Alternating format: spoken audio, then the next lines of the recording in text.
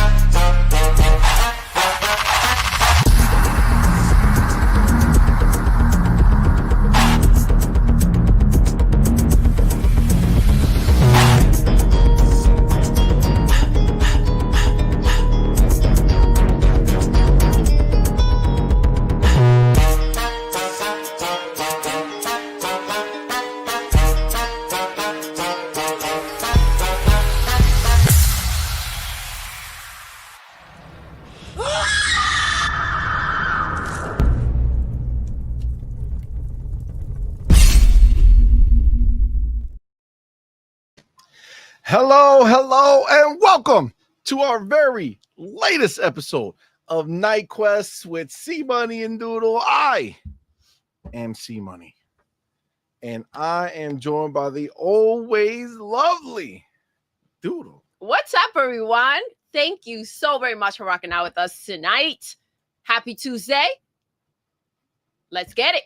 Happy Tuesday, indeed. Yes. Taco Tuesday? Who's having tacos tonight? I mean, I'm definitely eating tonight for sure. For sure.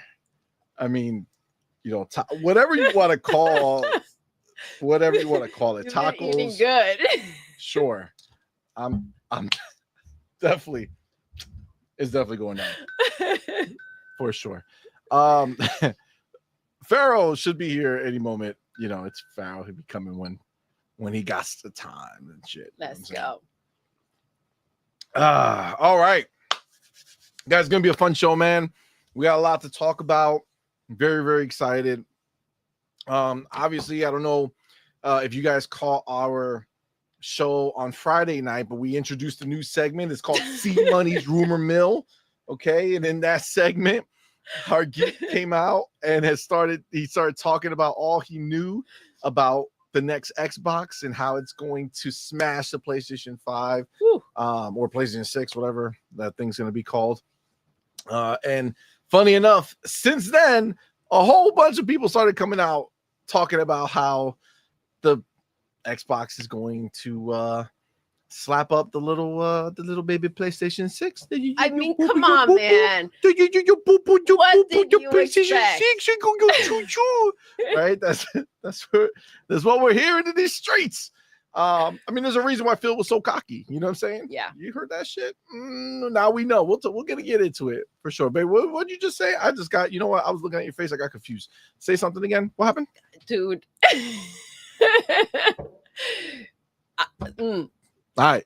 So that's gonna definitely be talked about. We're very excited for that. Also, fun fact, seems like everything's getting ready, lined up. Yes. Xbox's next gen, right? Because PlayStation has officially hired that final piece of the puzzle that they needed to make sure that all of their games are ready to go to Xbox. That's right. It's official. It's done. And we're going to talk about it for sure. The tears, the made up lies, it's all going to come out. So we're going to handle it. And then we're definitely going to talk a little Battlefield 6. The hype is real. Man, it's crazy. I don't know if it's fabricated or if it's legit, but we're going to find out. We're going to find out. Your boy C-Money is going to be playing on the 7th. Guys, I got into the early. Look, you know out. What I'm saying? So ring that bell. We're going to stream that shit. We're going to see how good it actually is. So that's going down. And we got some other stuff. We got a few other things that we're going to chat about for sure. Console sales back into the limelight again. There's a lot. We're going to have some fun. It's going to be a good night. For sure. But before we do any of that, You know what this is. Oh, yes. You guys live in the building right now. You guys are the shit. We want to thank y'all for being here, man. We appreciate you. But of course, we do want to shout out everyone who supports us over on Patreon and YouTube as members. You guys are the shit for sure. And we do appreciate all the support. Always remember that the show is brought to you by you. So thank you all for the support. But before we do that, we need to shout out hold on, I gotta update this shit real quick. We gotta shout out our elite members. That's why we have our homie, Big Boy Mike, yes, Dark Angelic, Queen Witch, and our boy Go to the Canuck. Let's go. And we have our Inner Circle members. That's right, the homie Big Miz Gaming and Pragmatic Eagle. Let's go. Again, you guys are the ultimate shit. But like in a good way. You know what I'm saying? Not like shit E. Like there's no E. You are the shit. You know what I'm saying? So the E is before the shit, not after the shit. Okay. Because it's clear that E defines what shit is. Yes. Right? So you either the shit or you're shit T. You know what I'm saying? And these fine people are the shit. That's legit. Okay. Sure. Well, you know thank you. Just in case you never knew, now you know. Okay, so that's just clear. But yes, shout out to our homies. But of course, you know how we do here, man. You guys live in the building, man. You're supporting us in such a major way, man. And we appreciate each and every single one of y'all for being here in the building with us, sharing your Tuesday night with us, and just rocking out, man, like y'all do. So thank y'all. You guys are the shit. But of course, maybe in this case, the shit T part comes out a little bit because you're shitty. Yes. Ish. Okay. Maybe is not needed in this situation. Okay. All right. I thought I was going to go somewhere that might lead to a nice I get it. I get it. But it seems like I can't get there because I'm trying to explain that not all of you are equal. Yeah. Okay. Yeah. So if there's these shit, if you're all these shits, right? If you're all these shit, but three of you have risen above, so they're more the shit than you are. So by definition, you'll be shittier than those that have risen. You're shittier shit than You're a shittier the shit. You know what I'm saying? We should be like professors. I feel like we could teach this at a college class. You know, Mama's going to college. We might just sign up. We might pitch it. Go ahead and have a class because I feel like the definition of the shit is something that should be really explained, broken down. But and then listen, there's also, third, second, and the best spot, right? So that's a breakdown too. That is. So this is the thing. Three of you have risen above. Okay, that's just the point here. All right. Three of you are looking down at the rest of everybody saying, man, and then, that's some shitty shit down there. That's what they may be feeling that. I'm not gonna lie. Like they up above, like when you look down, it's like, damn, what's down there? But listen, you're all great. You know what I'm saying? You're all the shit. They're just more the shit. Today only, because tomorrow they could be just as shitty as the rest. You know what I'm saying? Like, you get what I'm saying. Yeah. I think it just doesn't sound right, but I would say it sounds right in my head. And I think at some points that's the only. It's like if there's a barrel of. All right. Listen, I think we're going way too far. I think no college class. I'm trying to stall a little bit because Pharaoh is taking so fucking long to get here. Maybe he's going to show up. Shit. Maybe he's taking a shit while we're I get that. That makes more sense. I never said shit so much. Me neither. In a short amount of time in my life. I don't understand. I don't get it. But either way, three of you have risen above. Three of you are the specials of the evening. One of you is the best bot of the night. Yes. Now the question is, who are these less shitty people? That's what we gotta find out. We gotta find out. Okay. Coach says I have mixed feelings about this. He's not understanding the breakdown that much. Coach, I'm not gonna lie. I have mixed feelings about this. Once you go down a certain road, you can't just turn around. Okay, no, you got to commit. The way I see it is I was trying to turn around, but I don't know if you guys, if any of you are, I mean, I know a lot of our homies are old enough. I don't know. Some of you are old enough to remember the Austin Power movies. Yes. But that scene where he's on that little golf cart or whatever it is in the building, and he's in that tiny hallway, and he's trying to turn around. You know what I'm saying? But it's such a small space that he has to keep going backwards and forwards until he finally makes his way out, and it takes like forever. Yeah. I think that's just what just happened. What just happened right now. All right. I mean, we're out. We're out of the. We're definitely out the hall for sure.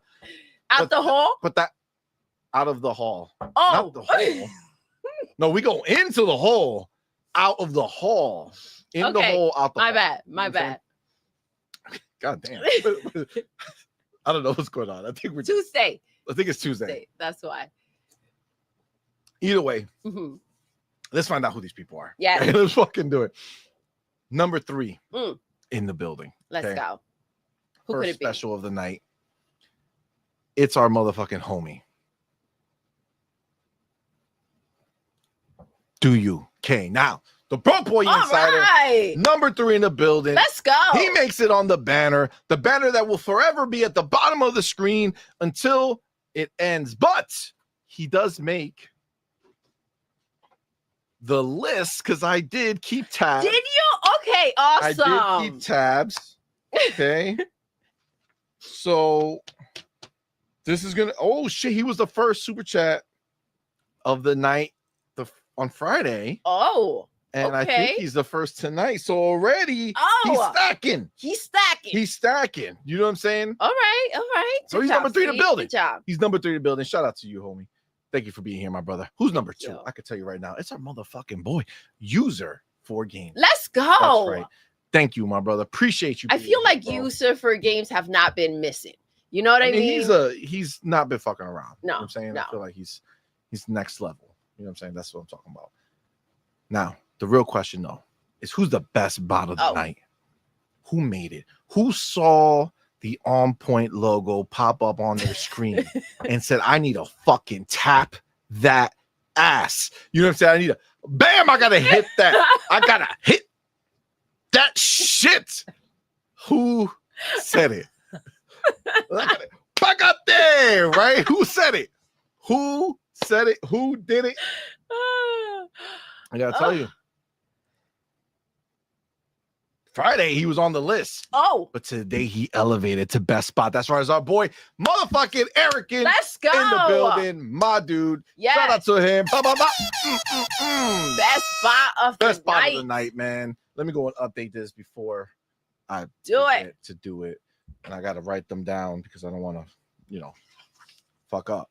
But, we'll get there. Where am I? What am I looking at? I don't even know where I am. Okay, who am I? Right here. Okay. Let's see. There you go. You got. So you're gonna write them down. You're gonna write them down first. Yeah. Well, I'm gonna type them first because crack kills. So. That's what I heard. Crack is whack. Yeah, crack is whack. User for games and our boy. Oh, I heard a cherry pop. Oh. Is it a soda pop? It's a little bit of a soda pop.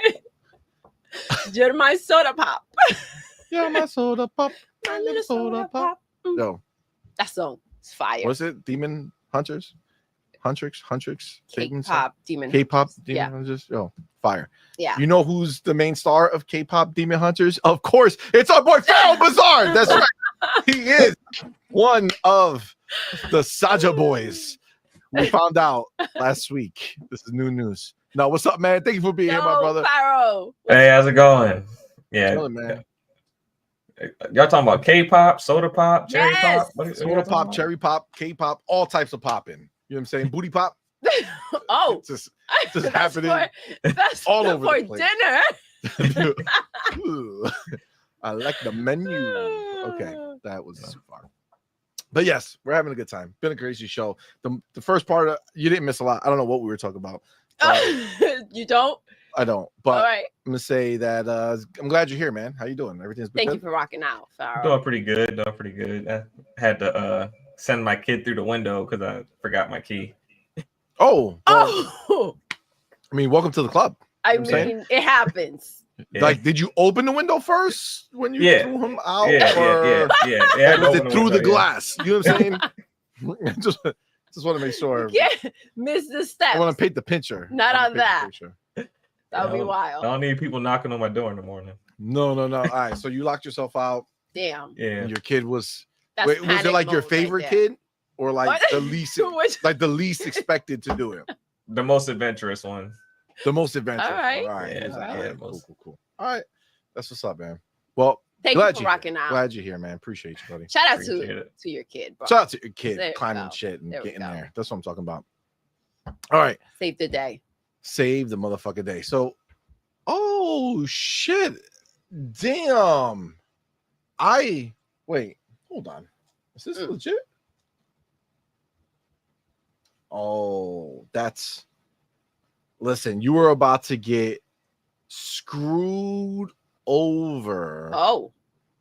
Broke boy, by StreamYard. Because StreamYard does not have you as the first super chat. Oh. But I can confirm that he was, in fact, the first super chat. So they just glitched over here. That's Oh, wow. fucked up. Yep. He is not. Yeah, but he is. It just came out fucked up. So Broke Boy is officially pulling a double banger right now. Oh, He's we in like the top double 3, bangers. and he's the first super chat. He can go for the biggest super chat and top gifted. He'll be a quadruple banger like Jonas the dad was, but didn't count. But we'll see. But he is first, and he went his head with that $2 super chat. Appreciate you, my brother. Hit you with a 2 pop. He says, and here. Great. Let's great. go. What a beautiful message. Love that. Right, you are with that $2 super chat, man. Appreciate you. 2 pop. Says CMoney, biggest head of all of us. Oh, that's why planes land on it. He meant like brain power, you know, like raw science. Yes, from grounded or like fitted capsize, like that, like fitted capsize. No, I don't think so. Not from Ryu Art. Yeah, I feel like he means like big brain. You know. Yeah, I'm about to say, CMoney can't be more than like an 8.5. I don't know, to be honest. I didn't hear. Can you hire an 8.5? Well, you're a little low. I'm a little low. A little bit, right? Slightly. I mean, we can hear you. But... Shorty got that better. Low. Do it again. Is that better? There we go. Yeah, that's not better. All right. You could just raise the volume a little bit too. That better? I think so. That sounds good. So, why was I assaulted by Ryu Art? That I don't know. Not sure. But appreciate it. Appreciate the assault. For this. Thank you. You know, Ryu Art's trying to keep you on your toes. Yeah. You know, that's your boy right there. Yeah. He called you bug brain, then he called you big brain. Good times. Cut me deep, but that's okay. Do you back with another $2 super chat says, so I guess I'm a little shit then. Oh, ooh, little shit. Okay. Shitty. I don't know that that's the route we should take. Like you're the big shit and then you're the little shit. But that seems like the best. Yeah. I feel like the only way that shit is we will have to explain this every shit. Single time. So it's like you're the shit. You know what I'm saying? Any other version of shit is just not very exciting. I don't know. They accept Sony shit over there. Oh. They eat Sony shit over there. You know what I'm saying? That's more of the way that they go. But I agree. It's quite interesting. Let me put this up here too. All right. Let's see who's in the building. Let's go. Before we do our didn't make the cut. There's actually a good amount of stuff that didn't make the cut. So where am I? All right, I see Mr. Teddy Keys in the building. Teddy, what's up, man? Thank you for being here, brother. Woo woo kid, what's going on, man? Malcolm X Lax in the building. What's going on, brother? Crazy Coach Canuck said I didn't even make the top 3 tonight. My streak is over. Oh, that's right. You know what's the great thing about a streak? If it's not in your underwear, you can just you're good. You can start again next time. You know what I'm saying? Like, I mean, you're good either way. You know what I'm saying? I don't know why. It's because it's an early conversation that we had that really took us down a different route for sure. Oh, you guys are wild. We have the homie Talking with Bob in the building. What's up, my brother? Thank you for being here. Max City Entertainment. What's going on, homie? Meek B2G. What's up, fam? Thank you for being here. Phoenix Freestar in the building. What's going on, my dude? A Togi Gamer. What's going on, brother? Kenta Wilson. What's up, playa? Says Project Magnus. Yeah. Listen, we know why they called it Magnus. You know what I'm saying? We know them. While PlayStation out here calling their shit like pisser and like shitter and loser, like all these names they come up, Team LFG, like all these loser shit. You know what I'm saying? Xbox is like Magnus, baby. We're coming with that Magnum level shit. Yep. And that, well, damn, when you say Magnum level shit, it sounds like we're referring back to the shit conversation. Yeah. Damn it. This is not, we gotta fucking suitable. We gotta get out of this. Stanley Francois. Oh, Stanley, what's good? What's going on, homie? Bonjour. I see, boy, Outward Lyric. What's going on? Outward, what's up? Thank you for being here, man. Saludos. Jean-Marc Louis. Ooh. Oh boy, my motherfucking people. Let's go, baby. What's up, love? Facts. Thank you for being here. Appreciate you. Love the name. I love how Becca says, "Aren't there Magnus condoms?"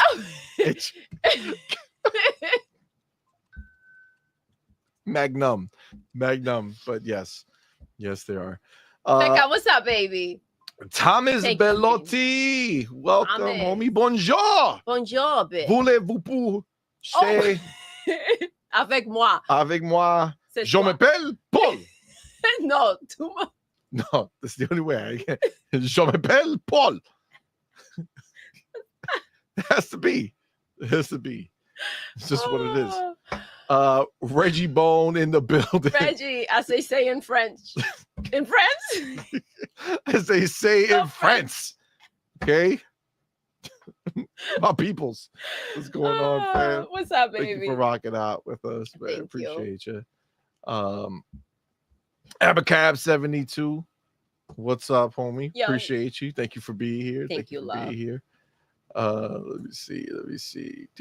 Trey Bone 408. Yo. What's up, fam? Thank you for What's up, rocking out. Trey? Did I say Masshole 1977?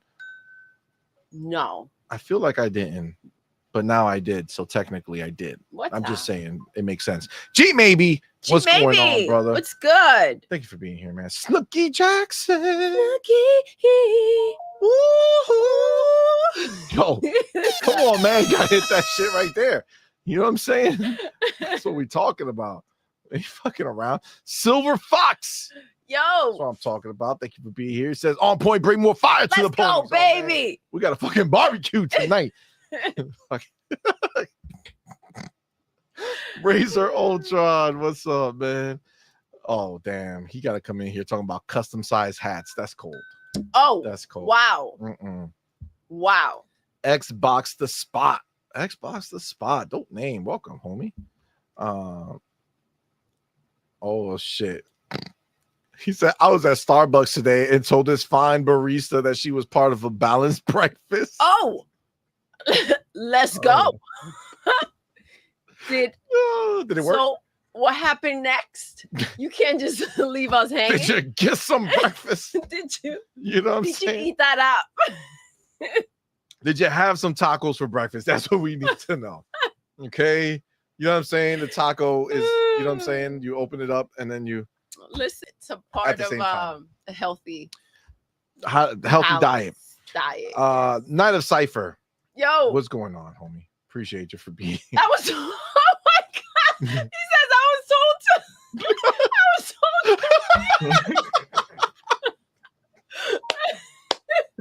But why?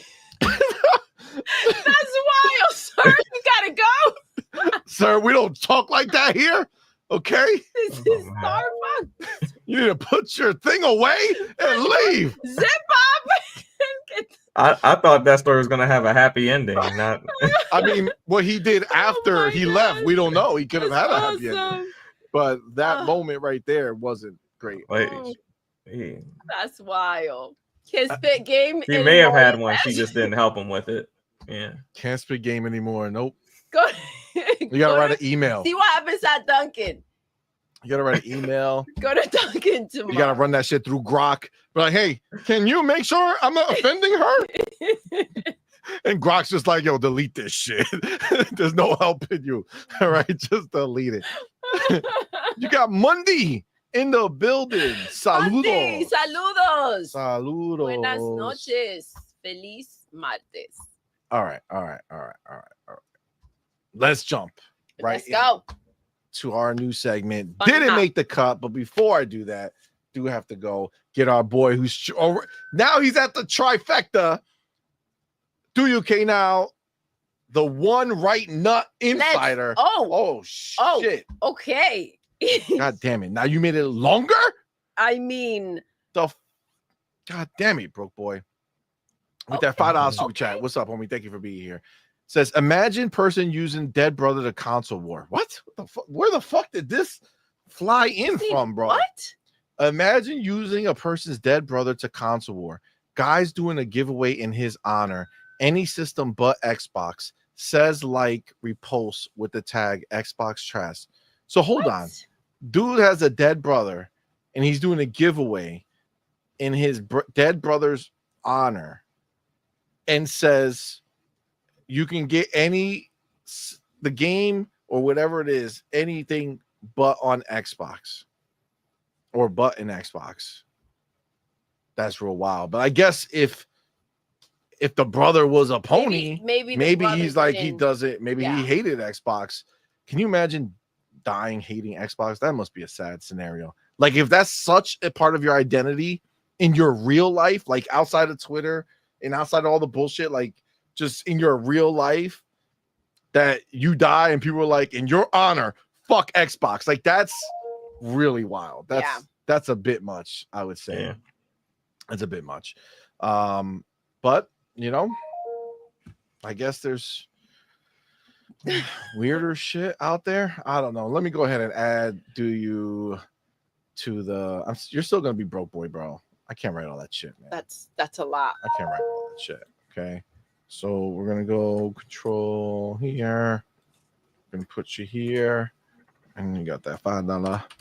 We can't offend the whoever has just the left one or both. True. You know what I mean? We got to be inclusive. Us two nutters would be really upset Yeah. about the one right now. Exactly. You know what I'm saying? Exactly. I'll say it'd be funny if someone changed their name to the one left nut.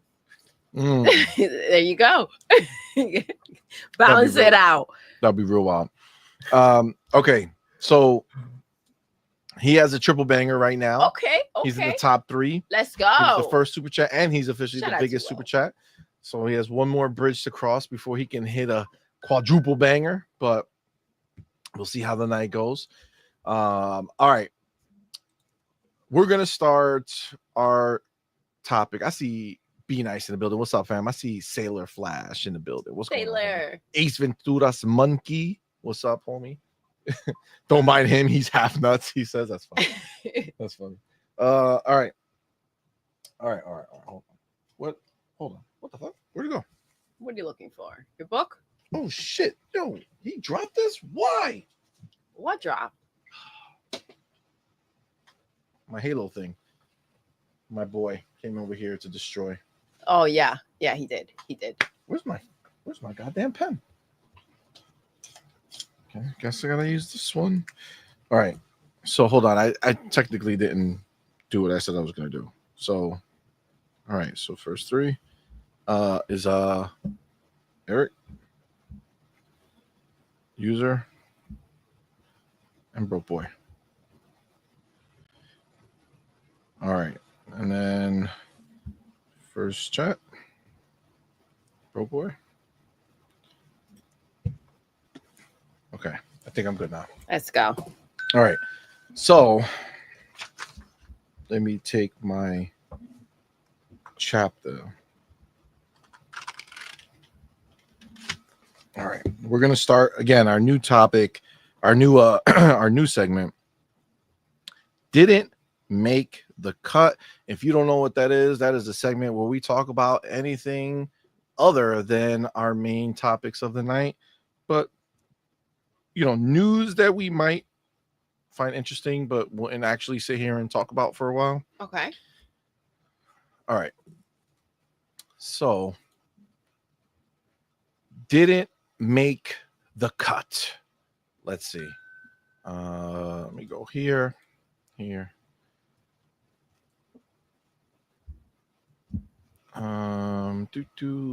that made the cut.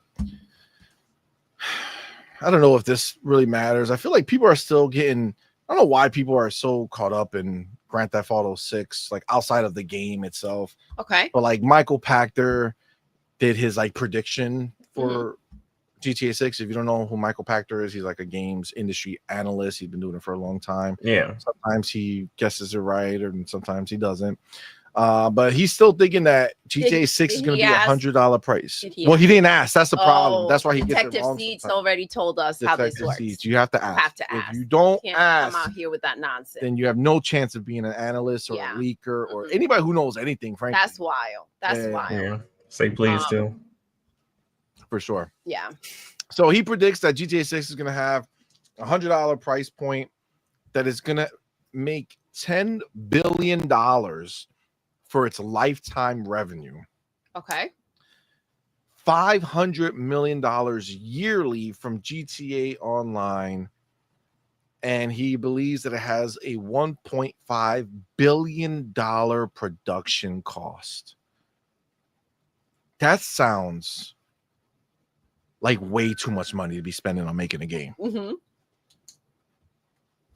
I mean, like I'd rather get three games. $500 million Grand Theft Autos than one $1.5 billion one. I mean, but you know, you said that you don't know why they go into it, but it's Grand Theft Auto, so it draws a lot of attention, right? So this is the reason why they talk about it, and the reason why it's 10 years later they spend that much money on the game is because it does bring back a lot of freaking money, and it happens every 10 years. Like they're able to milk a game for 10 years and then some, right? So I think when you're in that situation, come on, man. Yeah, because Grand Theft Auto 5 started on the 360. So it did. So you got to imagine the life expectancy of this game is going to be huge. And I mean, you know, the thing about this idea of starting at 100, like first of all, I really hate how casually the idea of a base game being $100 is, especially in a world where like, yeah, Nintendo's delusional and think that people are going to buy Mario Kart for $80. I know they're gassing up how much is sold, but obviously it's bundled. Yeah. If they break up the totals and find out how many is sold bundled versus not bundled. I did see something like that. I forget who put that out on Twitter. And it is from what, if it was a factual situation, it was mostly bundles. I got to imagine that. Yeah. And you got to remember also that the boxes were preset, and then they started slapping a sticker on it because those were the bundles were the ones that were selling. So they didn't have enough boxes for the bundles, so they started putting on stickers. So there are two different, Mario Kart bundle. Yeah, I remember that. Boxes, yeah. Like they were just, even the ones without the bundle, they were like, fuck it. Yeah. Nobody's wants this one, so just let's throw the game in there and pop a sticker on it. Yeah. I can assume that I mean, it is the better way to get them, obviously, and get a discount on the game. But yeah.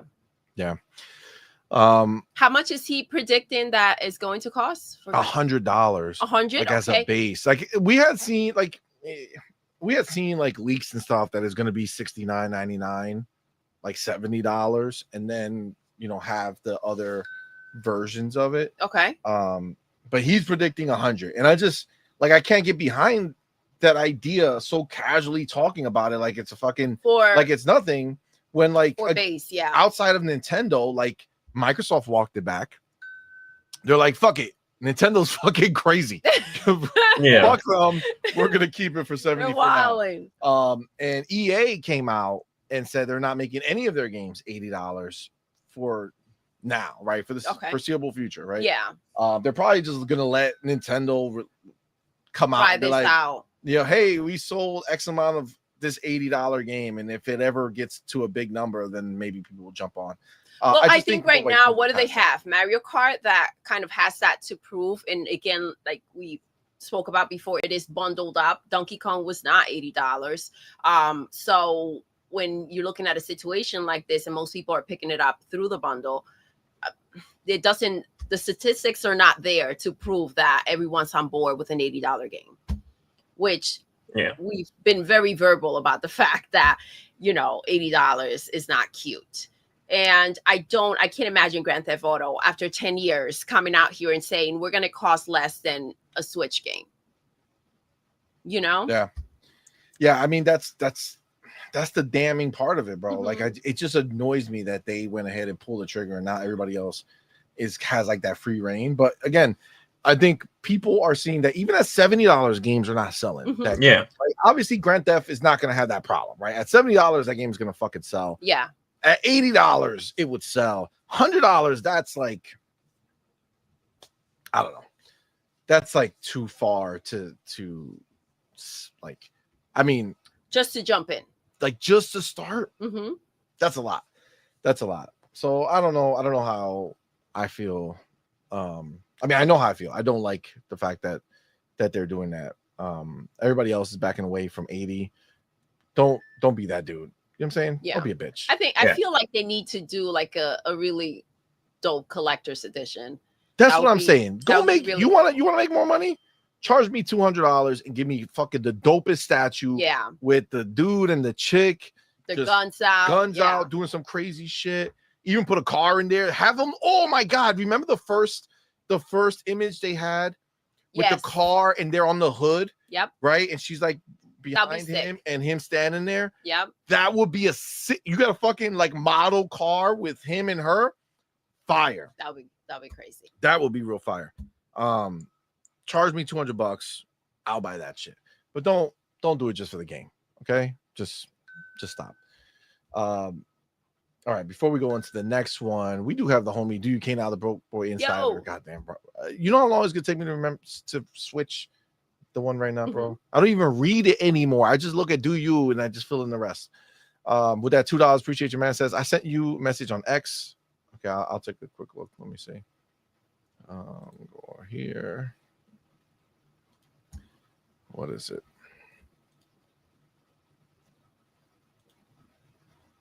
Giveaway time, you can win a console of your choice, PS5, PS5 Pro, or Switch to remember to blah, blah, blah.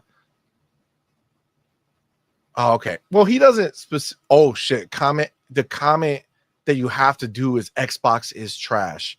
Oh. That's wild. Okay. So he's giving away a PlayStation 5, PlayStation 5 Pro, or a Switch 2.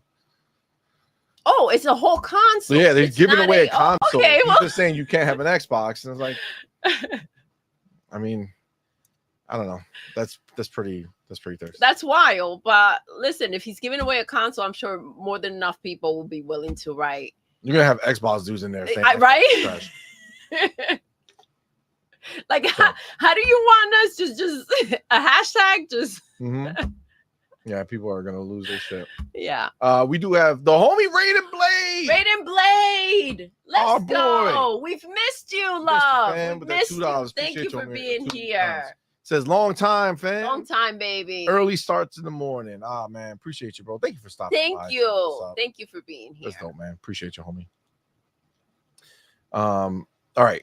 So let's continue on with didn't make the cut. You know, there's this conversation that was happening.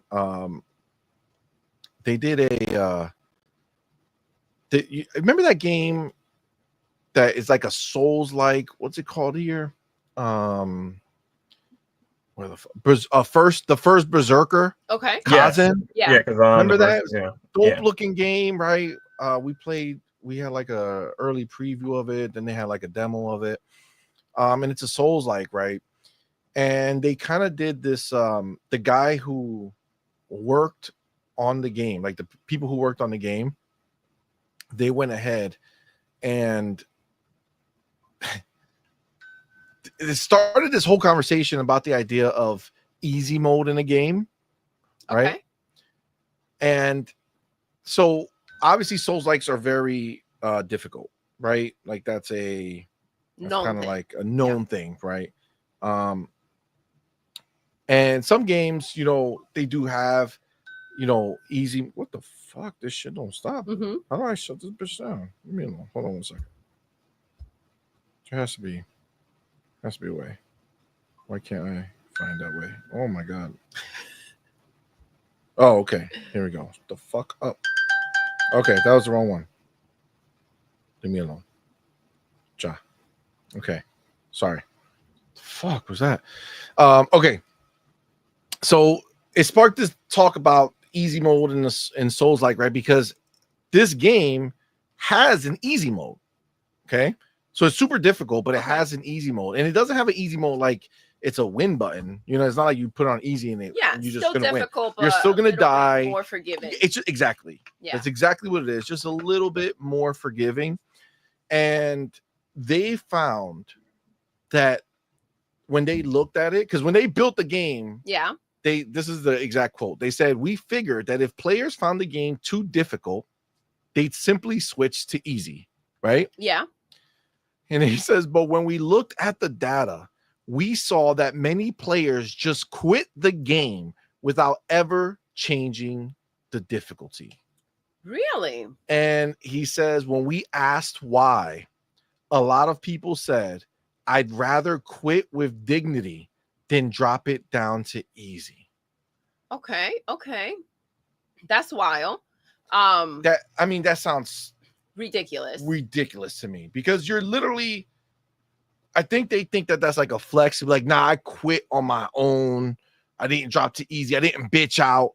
Except they quit the game. Yeah. Right. So they bitched out. I mean, and it's what's worse is like they rather not play their game because it's too hard for them. So you spend the money and then use the money that they spent. Okay. Right. They bought the game, they invested in it.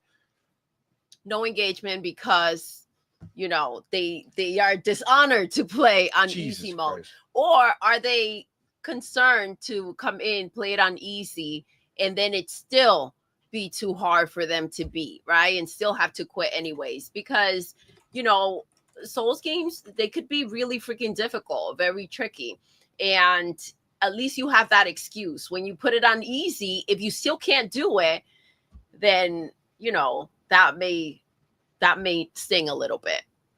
Agreed. But I find that ridiculous. What if they just made the game easier overall and you think you're doing better than you are? You know what I mean? Just exactly. Like they could phantom do it, right? Like they can do it without you realizing it. And they're like, after you die 5 times, they make it a little easier. And then you're like, yeah, I fucking did it. I'm the man. And they're like, you actually in a lower difficult. Gotcha, bitch. Yeah. But I can never understand this. Yeah, like, I have to say, I wish there were more games that had that grace for the players, right? And even like what you mentioned, after dying like 5 to 10 times, maybe kind of give a little wiggle room, because I do believe that it would be a broader audience. There are so many beautiful Souls games that are just not touched because of the difficulty level and people not having the time. They may want to engage with the world, be in there, see it graphically, enjoy the story, but they may not have the time to sit there and spend however long on the same boss. Yeah. Like, damn, it's been a week. Thanks. They should work on dynamic difficulty for sure. Yeah. I mean, or at least give it as an option, right? Like if you want the option to have dynamic difficulty, because some people want the grind and they want to eventually beat that boss and, quote unquote, get good and feel that accomplishment, which is cool, right? Which is cool. But some people don't. Like, yes. Do I wish that some of these games would have that option? That would be fucking great, because sometimes you go ahead and you bang your head against the wall. Like some games I feel a little unfair, right? Like the thing I loved about Wu-Chang, it was hard as fuck, right? But there was like, it was hard, but every difficult boss fight, there was almost like an unlock key for yourself. Like if you had the right like weapon and setup, like if you had your shit set up the right way, like then you can fine. Then it becomes, it's like that is the easy mode, right? Like it is a little easier. Like, dude, I remember literally spending almost a whole day fighting one of these that bitch. That's all I could think of her. I spent the whole day banging my heads against the wall because I had a setup that I was using that I loved, that everywhere else I was dominating. But just her, she was unstoppable. Yeah. Like she would just hit, no matter what I did, she would hit me so fast and she was so powerful, she would just fuck me up. But then I discovered that if you switch to the long sword and you have a whole bunch of points, which I did, you can upgrade it so you can do a block that absorbs everything, but it also knocks her back. Okay. Right. So then all of a sudden I was beating the shit out of her. Right. She would come at me. I'm like, do it. Bang, bam, boom. Fuck, yo, murder her. Right. It's, I mean, literally, it's, I mean, she's still, it's still difficult, if you didn't do the block right, or if you're, or, you know, everything is like randomized. Right. So if she went ahead and started doing her other moves that were kind of like a real big bitch, you know what I'm saying? Like that particular run would not go my way. But you know, it took me like 5 times once I had that and I beat her. I spent the whole day trying with another set of weapon, and then once you did swapped and murdered, right? So like that's cool, right? That was why I was able to work through that. But you know, this other stuff, I still think of Bloodborne, right? The original, right? A lot of people, you know, have really fond memories of that game. I had I didn't like Dark Soul type games, so like, or Souls like games, so I didn't want it, but so many people were gassing it up. I was like, fuck it, let me get it. And I'll never forget it, man. I was having a great time. I really enjoyed fighting the regular people and the feel of the world. It was dope. And then I got to that first boss and I just couldn't do it. You know what I'm saying? Like I just couldn't do it. And I don't think I understood that I needed to get like a bunch of souls and like rank up, and or not rolls, like they're like whatever, the red rubies or whatever the hell it is, and like rank up. But whatever, I didn't do that, and I just stopped playing it. And I always wanted to, because I would see like people show pictures of like different parts of the world later, and it's like, I ain't getting there. You know what I'm saying? Like it just wasn't enough. So yeah, I wish that sometimes they would just let you play the game you bought. Right? Look at me with goddamn Elden Ring, the DLC. Night Rain. They get no. The Night Rain is that multiplayer one, right? I didn't. Came out? Yeah, it's a new DLC. Yeah, no, the DLC before was the first DLC. Afterwards, I got the statue, everything. I spent $200 or whatever the fuck it was, and I can't even play it because the one boss that I could not beat my first playthrough, but wasn't a necessary boss to beat the game, is now gatekeeping me from playing the DLC. See, I think that's a bit much. Like, that's crazy. I spent the money. I can't even play the game. Problem. You spend the money. You can't even play the game unless you go back and you go ahead and tackle that. And it's like, then now they lost a consumer, right? Because how are you going to get the next one, right? Well, it makes it harder to go play something, to buy another one. Like, absolutely. Shadow of the Entry or Urtry. Yep. But listen, isn't the message here that the games are too hard? If we're listening to what's being said, and they're saying that most people, even though the option was there to play it a little easier, they didn't want to play on easy mode. So a lot of people didn't finish the game or quit after a certain point.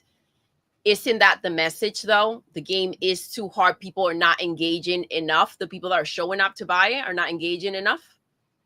I mean, there's an overall message here. I mean, I feel like it just depends, right? Because there's some people want that. Some, you know, but a lot of what is stated there is that a lot of people went ahead and just stopped playing the game. Yeah, like they rather bounce out than do it. I mean, I don't know. Maybe the game's not that good. I don't know. I played it a little while in the beginning. I never bought the game. You know, I played just the preview beforehand, and it was fine. But it wasn't like, it didn't like, it looked better than I like thought it would. I think it looked really nice. but like it just didn't kind of keep me. And I don't know. I have to. There has to be something pulling me through. See, okay, I want to go to Eric because I like this message. He says, earn your fun, right? See, but there has to be a balance because, again, video games are supposed to be a fun journey, right? So, well, and I mean, yeah, I definitely get that. It has to be both. Yeah, I mean, in the thing is that mentally those people are having fun. Yeah. When they die constantly and they're getting better. Not the ones that quit. Not the ones that quit, but the people. But this is the thing: the culture that made this popular is a tiny group of people. Exactly. But what I'm seeing is that they're looking to expand beyond that. And the problem is, do you go ahead and kind of, it's an Xbox move right now. Do you go ahead and push through knowing that that's what you need to do in order to grow? And deal with the whining and the nonsense and let them be okay with it eventually? Or, you know what I mean? Or do you stay in that little bubble that's not going to necessarily allow you to grow? Because again, a lot of games, a lot of Souls games. So there's a lot of variety for people so to many choose keep from. Coming too. And once you're kind of caught up in that world, you spend a lot of time in there and there may not be room for many others to for people to go ahead and invest in. Keeping in the same convo, but another didn't make the cut. Previews are out for Silent Hill F. Okay. Yeah. And that is also like a Souls-like. It's like a horror Souls-like, supposedly. And it's like, what are they? So now everything is just going to be a Souls-like.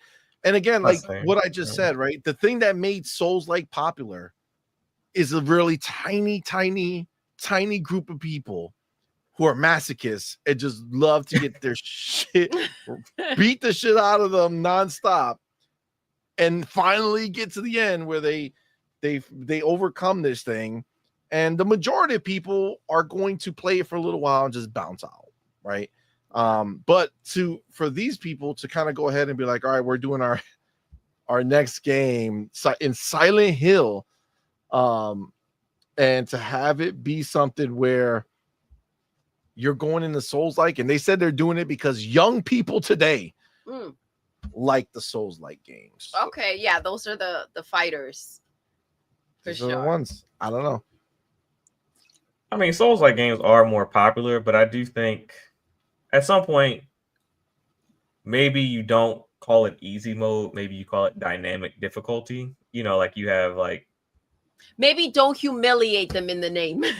Yeah, like hard and dynamic difficulty, where it scales to your skills. Yeah. Yeah, and I think they even, if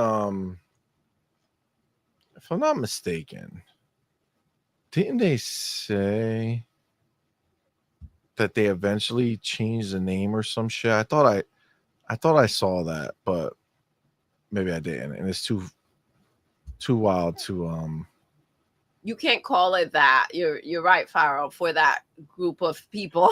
Yeah, but even if it is dynamic and it scales to you, as your skills progress, by the end of the game, you might be a player that's playing on hard. For all you know. Yeah. I mean, look. They changed the easy option to normal. And they took the normal mode and turned it into challenge mode. Okay. And they set the game to default. So if you play right now, if you buy that game right now, the first Berserker, they've updated the game to start you in easy mode, but it's called normal mode. Okay. So you think it's normal, and then if you want it harder, you go to challenge mode. That's smart. I mean, it's exactly what we were talking about. What do you rather them do? Go ahead and just make the game easier, and that's exactly what it's going to come down to. So they want you to not just show up for the game; they want you to engage and actually play through. So, yeah. Well, it's definitely something. I don't know. I can't live that way. People are gonna be like, I've gotten really good at this shit. Yeah, I know. I must be amazing. We have the homie RT Polygons in the building. Thank you, my What's up, brother, for being here. love? Thank you for that $5 Thank suggest. you. Says, I really wish GTA 6 will go into Game Pass day one, but Take-Two won't do it unless Xbox spends like $1 billion. At that point, Xbox should just buy Take-Two. Yeah, they should. They should. The problem is that I feel like they have to do it before the game comes out. Absolutely. For If not, it kind Take-Two. of makes no sense. Yeah, for Take-Two to If it's do it, and after, for Xbox to get the biggest bang. yeah. Right? Like for Xbox to get the biggest bang, like Game Pass would explode. Oh, for sure. It would explode if GTA 6 were to launch day one into Game Pass. It would go crazy. So yes, I feel you 100%. Which it may not be a bad move to go ahead and spend that kind of money. It's just, well, we know they want the top list of games, and they make quite a bit of them. NBA is there every year, right? Once the new one comes out, it's on that top 10 list monthly. So it's a possibility. I still feel like that will be probably the one that they would eventually get. But it has to be now, like you said. If not, just wait 10 years. Facts. Talking about Take-Two, actually another they make the cut is a conversation about Mafia: The Old Country. Oh, okay.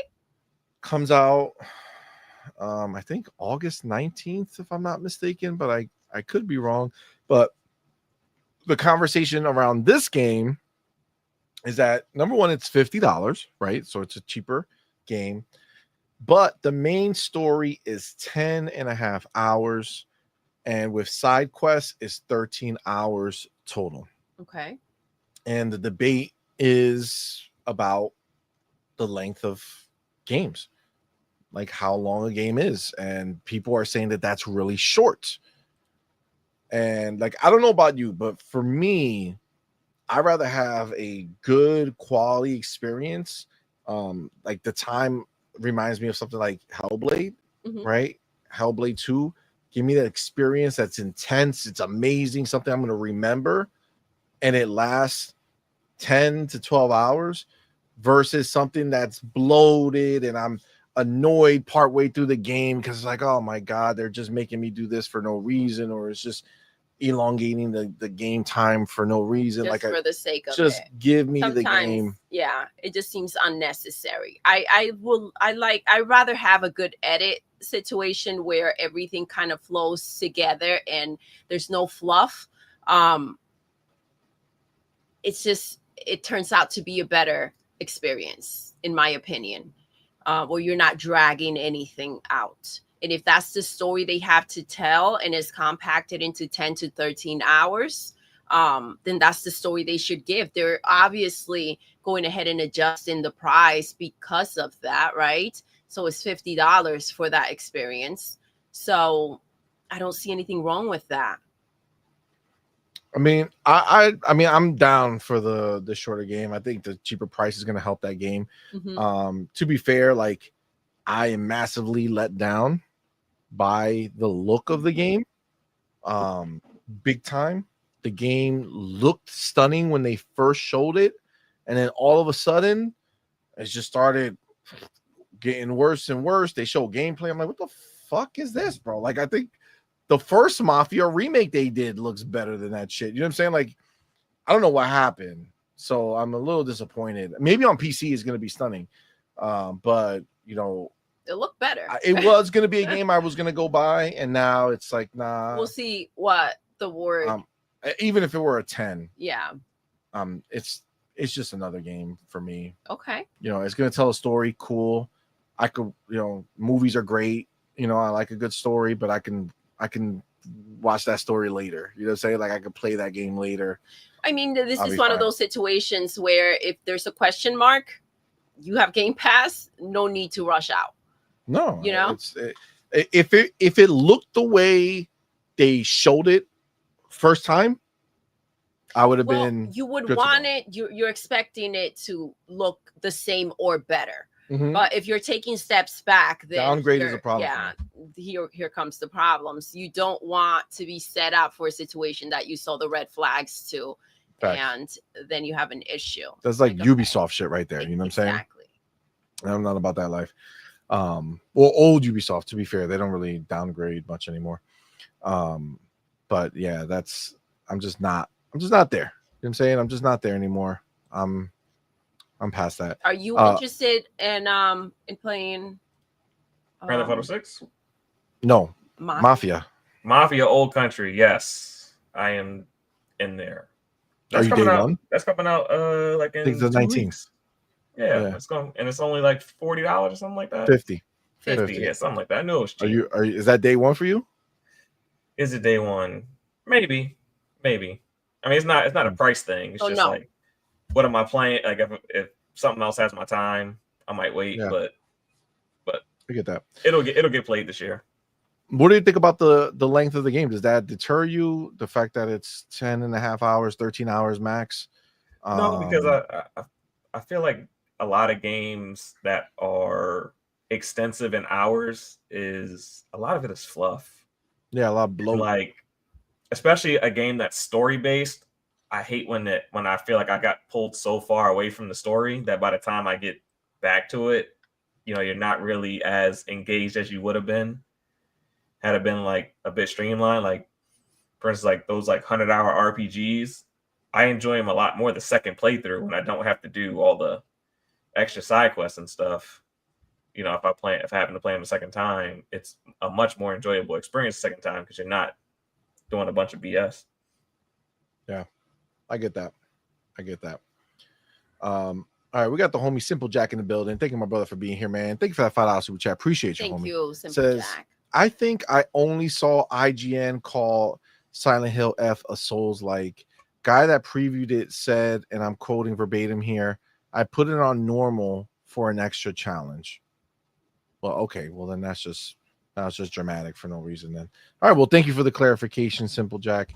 That was just unnecessary then.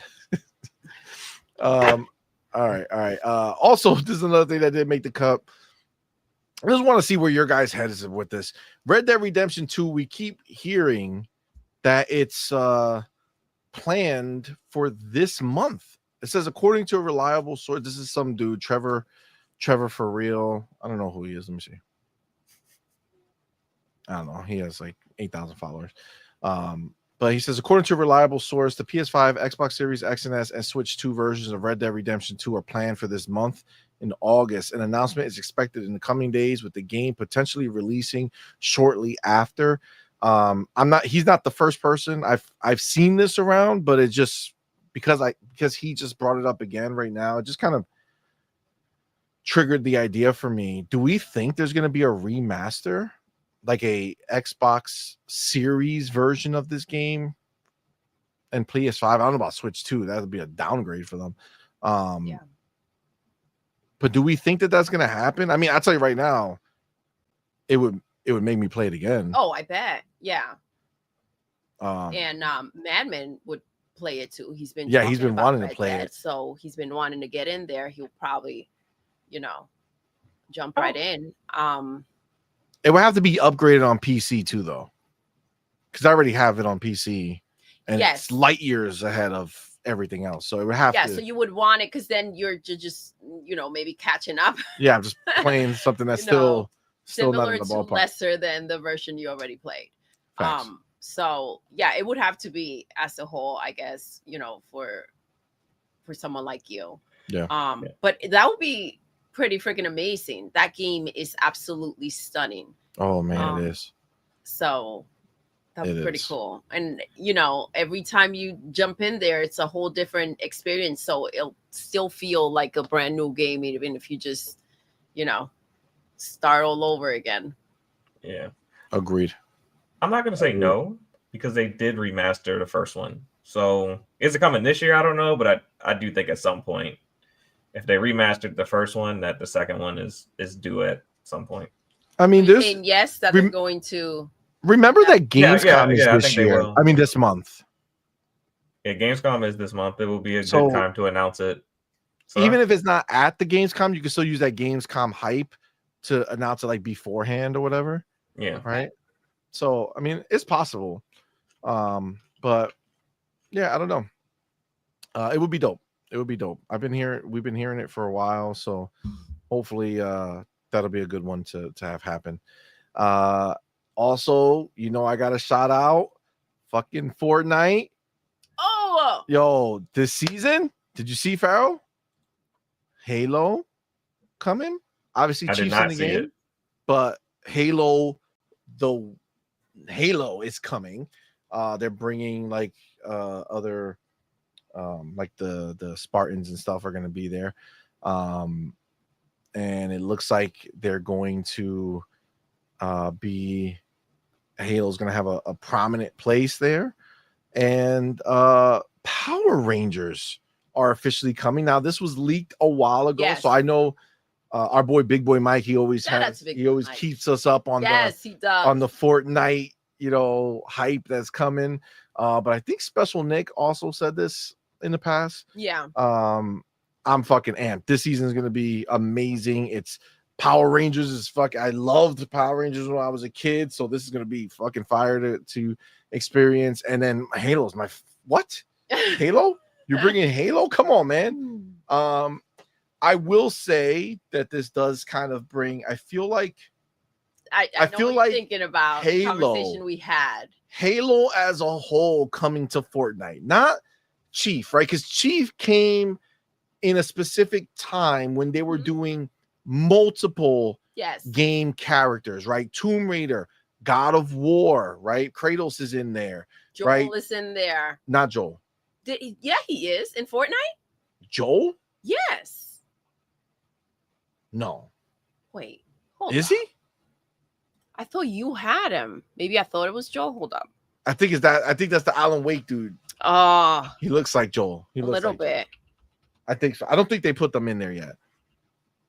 That would be wild. That would be cool. That would be cool. I don't know if they did though. I don't think I remember that. I feel like you would remember. Yeah, I feel like I would, and I don't think he's in there. But I could be wrong. I could be 100% wrong. You have so many skins. It's ridiculous. But like I do, like Marcus Phoenix. Yes. So hold on. Yes, Joel is in there. Yes. Joel from The Last of Us is indeed a character in Fortnite. Really? Do I? Yes, of course you have him. God damn. Wow. Okay. Well, dope. So okay. The point so is that I was wrong. You were right for sure. Thank you for keeping me honest. Right. I appreciate you, baby girl. So that was a time, right? It was a time that everything was coming out. So there was nothing like special about the fact that Chief was there versus anybody else, right? But the fact that they're bringing it to Fortnite, which is like the universal platform of the world, where it's like, hey, everybody look at Halo. This is the gaming, IP that we're pushing this season. Like a Star Wars situation. Like a Star Wars, like treating it on that level. Yes. Does that mean Concourse coming? I don't think that means Concourse coming. Not at all. Not at all. I do feel like that is a pretty clear indication that whatever that new Halo is going to be next year is clearly going to come everywhere.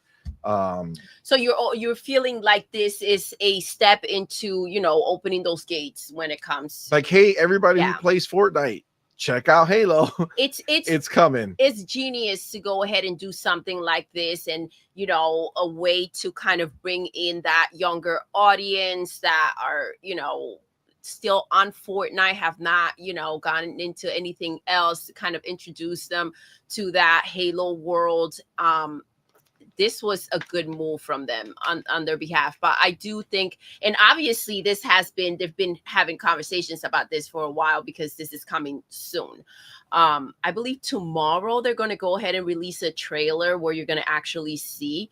Yeah, that's what I saw today in 24 hours. Or they're going to show the Halo part of it? I believe so.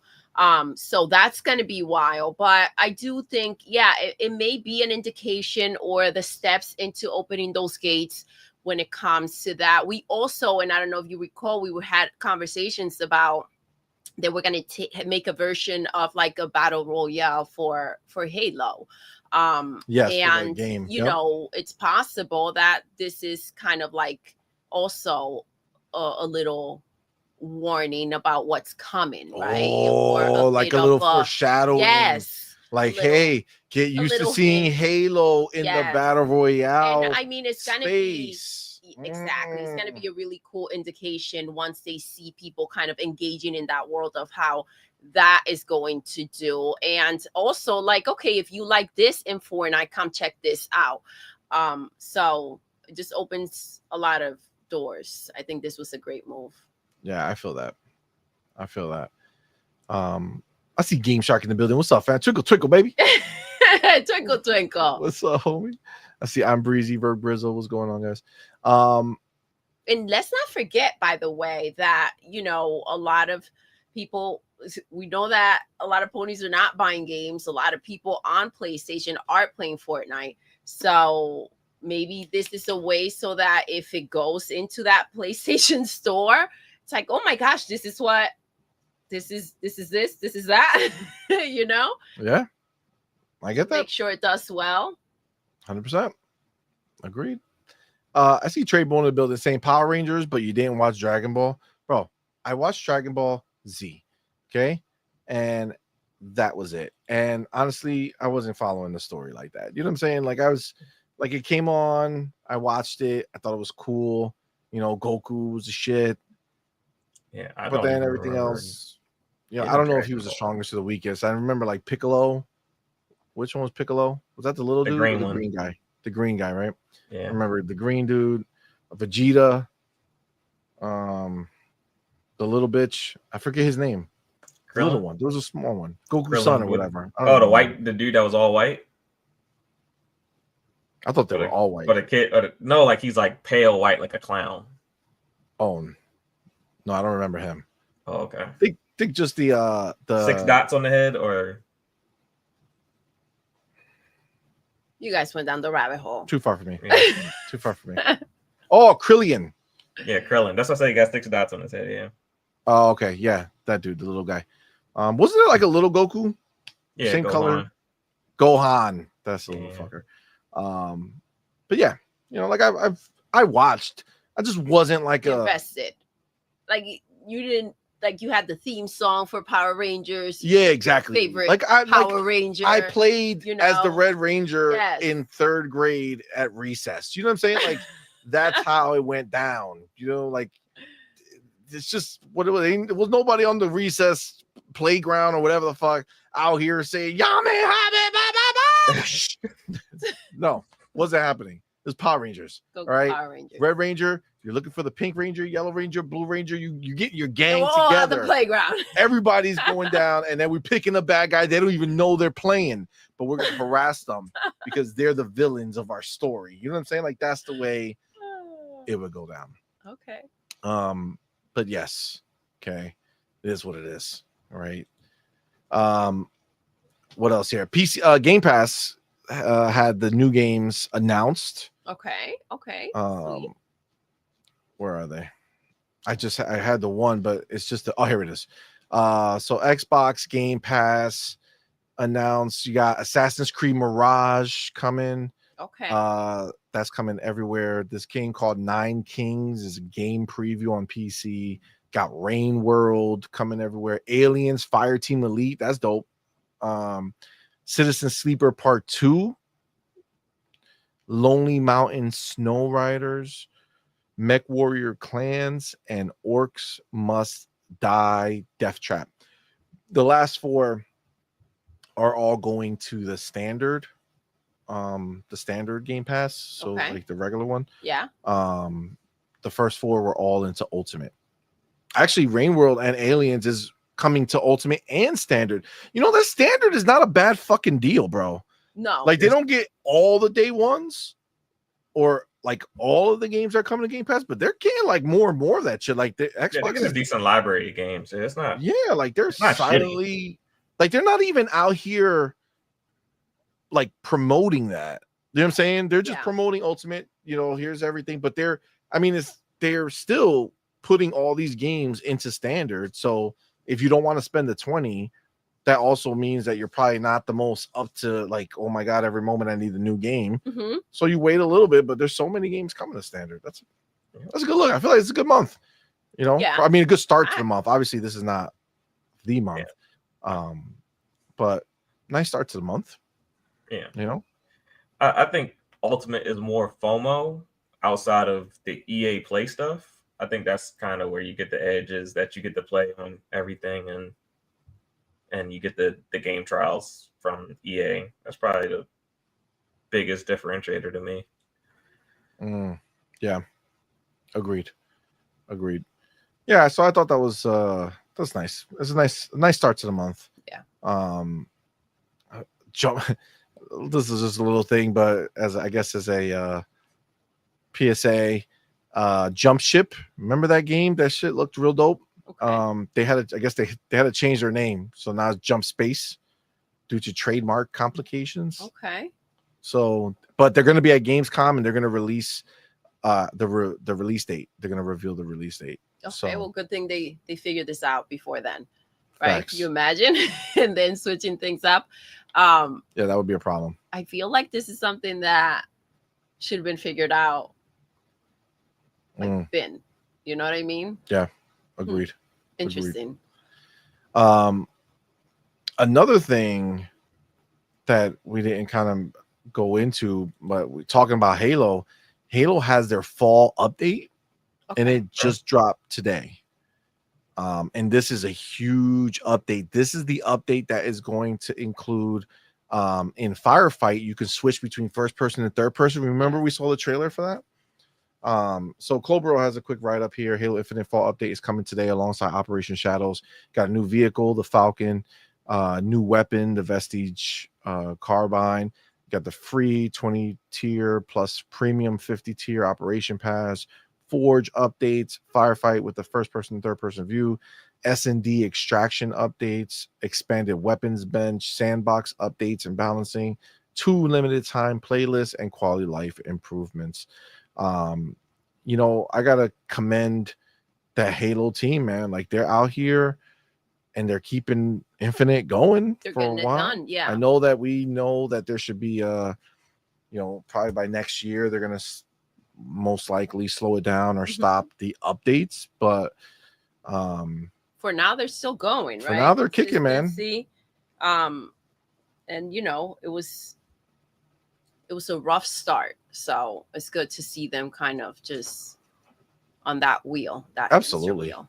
And ultimately what they're trying to do, because it's not like Halo Infinite is going to turn off. You know what I'm saying? So like, regardless of what they do next, Halo Infinite is not going to be shut off or anything like that. So what they're trying to do is get it to like that fully polished, has everything in there that everybody can want, and just get it all ready to go for whenever they move on to their next thing. So I don't know, it's exciting. I'm gonna hop back in, try out some of the new stuff. I definitely want to try out Firefight in third person. I'm excited to play Halo in third person. So okay, good. All right. Okay, I think with that. Oh, I guess this is the last thing I'll say real quick before we hop into the actual main topic. We went a little long on the didn't make the cut, but okay. I'm starting to like this segment a lot. Actually. Me too. So fights. Yeah, for sure. Call of Duty Black Ops 7. I know this Battlefield hype is everywhere now. I know. My gosh, it's wild. But let's not forget the real king of the shooters is Call of Duty, and they're going to have their reveal on August 19th on Gamescom official YouTube channel on Opening Night Live. So it's going down. We're going to actually see more of the game, actually see outside of the teaser that we got at the showcase. So I'm ready for it. It was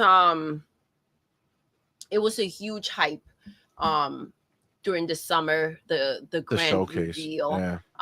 And this is going to be interesting. It looks really good. So I'm excited for it. Black Ops 6 was insane.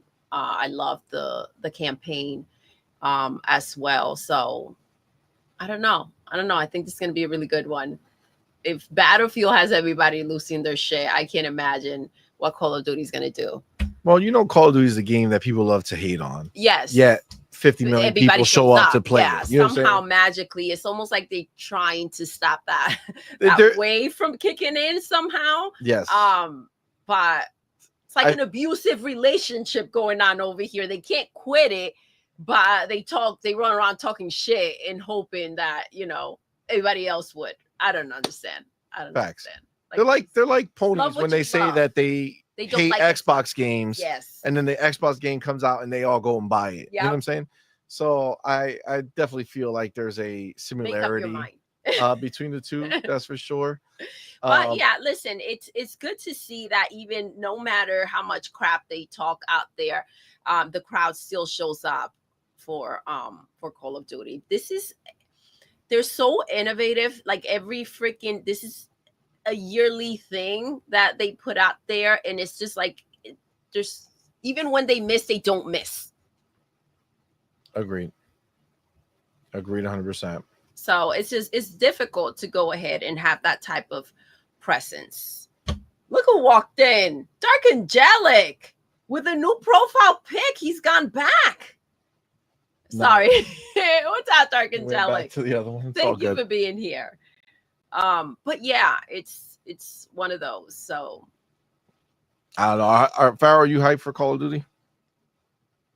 I look forward to the campaign. I don't really do the multiplayer. Nice. I do want to check out the campaign. Yeah. Now that it's in that. Game Pass.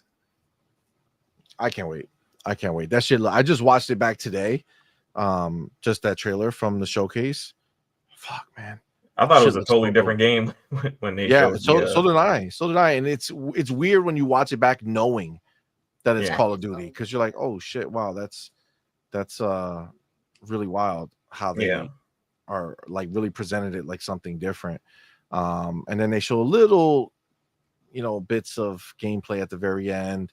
Looks like it's gonna be amazing. I can't wait. So I'm definitely looking forward to the reveal. Gamescom at least gonna have that one huge highlight, right? And that's Xbox showing up in a major way, right? Like that's pretty dope for them to make sure they're there with that, which leads me to believe that Gamescom is going to be a big deal. Agreed. We'll see. I did see Becca ask, and yes, of course, we will be streaming Gamescom. That is a top tier show that we will be streaming. Another kind of real thing. Damn, I love this stuff, but Karma, the Dark World, is coming to Xbox on September 10th. Okay. That's a creepy looking game, and it looks really it looks real good. Like it looks real creepy. Yeah. Like it's gonna fuck with you. There are countdowns out there already for Halloween, so let it start nice and early. Yeah, I mean it's September, right? Once you're in that kind of ballpark, that's right wild. To get it popping. I mean, those games tend to be pretty darn good. You bought that game. You just got it this season. You got to stream it. Yeah, Ryuar asked me to buy a game. Ryuar, he bought it instantly. I bought it as soon as he asked. I bought Ryuar. Yep. But to be fair, it was the setup, I believe. Yes, I think that's my biggest problem. Like now, we're good, right? I think we had that. I just streamed Mind's Eye the other day. And that went super smooth as far as like I have a whole setup now just for streaming, like doing some game streams. So now before we were using StreamYard, which sucks donkey dick. I mean, as long as you're a donkey. It sucks real bad. It sucks real bad. And for I think there was also we had issues with both of us being on the stream, the mics and the echo. And then the game streaming as well. But right now I think it's but even when you weren't on the stream though, it still was difficult to get everything to come through right. And then again with StreamYard, even in best case scenario, you get it to go through and it'll only stream at 1080p. Yeah. so it kind of always looks shitty. Mm-hmm. Done. Now Didn't look right. we stream. It looks beautiful. It looks great. Everything You're a comes out genius, clear. baby. You figured it out. That's what I'm talking about. The only thing that I didn't notice until seeing it back. Yeah. And I have to figure out how to change that. Is there just a slight delay just for my audio? Yeah. So not the audio, the visual is delayed. Okay. So like the audio is on point with but the what visuals, I'm playing. what you're talking But about, me personally, you're kind of a little bit ahead. Just my camera, my words are not lining up with me, but all the audio is perfectly aligned to the video, and the gameplay video and audio is perfect. It's just for whatever reason when I saw it back, I'm slightly delayed, so I don't know. I have to kind of look into that. Yeah. But outside of that, that's not a big deal. So, all right. So that's good. And then this is the last thing I'll say before we move on to the thing is Nintendo. Oh, they just had their shitty partner, their shitty partner one, and now they're gonna come and give us a shitty indie one on Thursday, August 7th at 9 a.m. 15 Eastern minutes, time. you guys. So clear up your schedule. 15 minutes of games, of indie games coming to Nintendo Switch 2 and Nintendo Switch. I'm not saying indie games are shit. I'm just saying that Nintendo's indie games are probably gonna be shit. You know what I'm saying? Like, it's just like not what we are gonna want. Now they're just breaking it up. Well, we'll see. So we'll see. Either 15 way, 15 minutes though. It's gonna be short. So kind of just is what it is. All right, and that's it, man. That didn't make the cut. This was a long one, but I'm really digging the me too. This particular Game Shark says, "Oof, Nintendo, get your money back." Steve. I know, fuck, man. Game Shark, he got twinkled. He did get twinkled. He got not a good twinkle. That was a bad twinkle. Like you didn't like the Donkey Kong game that just came out? No, Bonanza? No, I bought it, fucking played it, and that's it. One time, and I just walked away. Like literally, I literally like my daughter was playing with me. And I was like, here, why don't you play this? And she was like, okay. So she started playing. I had to use the bathroom. She was like, I'll pause it, Dad. I don't want you to miss it. And I was like, I'm good. And just walked away. You know what's funny? The other day, was it maybe yesterday or 2 days ago? Okay. I was with one of our daughters. Actually, two of our daughters, but the one she was talking about playing a game. I was like, hey, why don't you guys play Donkey Kong? Not me. Like I wasn't gonna play. I was like, why don't you play just to see if the game will run? Yeah. You know what I'm saying? And like someone play this shit. She was like, she literally looked at me and for a second, she was like, is he telling me to play it or asking me to play it? Like she had that puzzle. Yeah, like she was like, am I supposed to give my honest opinion or just play the game? And I was like, what happened? She was like, I don't seriously like that game. And I was like, God damn. Nothing to do. I got bamboozled. Pragmatic Eagle knows. He knows. F Nintendo. Go. Listen, I'm on that energy big time. Yes. They bamboozled me. You saw me. I wasn't going to get it. I wasn't going to get it. I saw that. I can't Donkey Kong. I was like, man, that shit might be good. For it. It's that I loved Super Mario Odyssey. I love Mario Odyssey. Mm-hmm. And I was like, oh, I didn't even know. I found out that the team that made Odyssey made that game. So I'm like, oh shit, is this gonna be their Odyssey? And it wasn't. It was crazy because it wasn't. You know, when we talked about the Switch, I was like, what are you gonna play? So I kind of like talked him out of the situation. You didn't jump off the ship. And then we 2017 Pragmatic. We saw Donkey Kong, and it's like, I'm like, dude, what are you looking at? You're cracked out. Yeah, she literally came and she was like, I was like, babe, you were come watch it. Offended, I think. I was. Because you were like, because I was hyped. And she was like, this looks like shit. Mm-hmm. And I was like, what are you talking about, babe? Yeah, he got offended how rough I was with my wording. And I'm like, all right, go get your shit then. But well, fun fact, right. She was right. It's shit. I mean, look, obviously, objectively, it's probably fine for certain people. No. I don't think it's a bad game for people, I think is a bad game for me. And I think and everybody this was the final. This is the thing. Here. So this, well, it's true. Everybody in my household apparently. But this was like my final test. It was like my final test. Like, this is me knowing 100% that I can't fuck with these Nintendo games. You know, like Metroid, I'm gonna try maybe, but that's more of like a shooty bang bang. Nintendo doesn't really make that too often, so we'll see. But because we already have it now at this point. But we sounds French. I keep telling you that. You keep trying to throw it all in. Yeah, I'm just saying. Still, what's mine is yours, baby. Keep that. I'll take something else instead. Oh my god.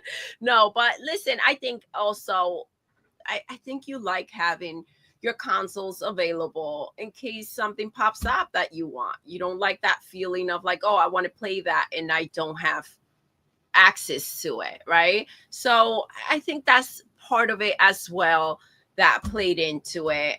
We both saw the same things. So I can't imagine that you got like that without the hypnosis of wanting just to have the consoles. So I mean, very possible. Very possible. But all right. Let's get this party started. Let's go. Okay, let's get this party started with the first main topic of the evening. Ooh. Let me get my chapter. All right, here we go. All right, chapter 1. The next gen Xbox is set to dominate the PlayStation 6. Yes, you heard it here and probably many other places. That is what the word on the street is. Again, if you guys remember, or if you were here on Friday night, we debuted our newest segment called CMoney's Rumor Mill. That's right. Special Nick got slapped up by his homies over at Xbox Era. They said you can't have the rumor mill no more. So we said, fuck it. We got the rumor mill now. Okay. And Hargeet went ahead and he dropped some bars about the next gen Xbox versus the next gen PlayStation 6. And there were some leaks that we discussed. But at that time, these leaks were there. But, you know, Hargeet went ahead and, you know, told us what was what turned out to be something that it's a broader now discussion that the Xbox is going to be just way more powerful. And you know, it leads to a lot of talk about what things can be, but now we have a more I guess a way to see it. Ecstasies on Twitter put something out there that I'm going to share with you guys. But for some reason, I guess he did English and Spanish. So he broke translate, because I guess if you put no English, then the translate button pops up and you could just press it and it'll just Twitter will translate it for you. Okay. But if you add English, then it won't translate it, even if it's just one word in English. Really? Yeah. So somebody asked Grok to translate it, and that's where we are now. So his Ecstasy's post was breaking. The next Xbox would be more powerful than the PS6. Are we supposed to be seeing this, by the way? Yes. Okay. Okay. There we go. Thank you. Breaking. The next Xbox would be more powerful than the PlayStation 6, according to leaker Kepler L2. Says PlayStation 6 is around the 9070 XT.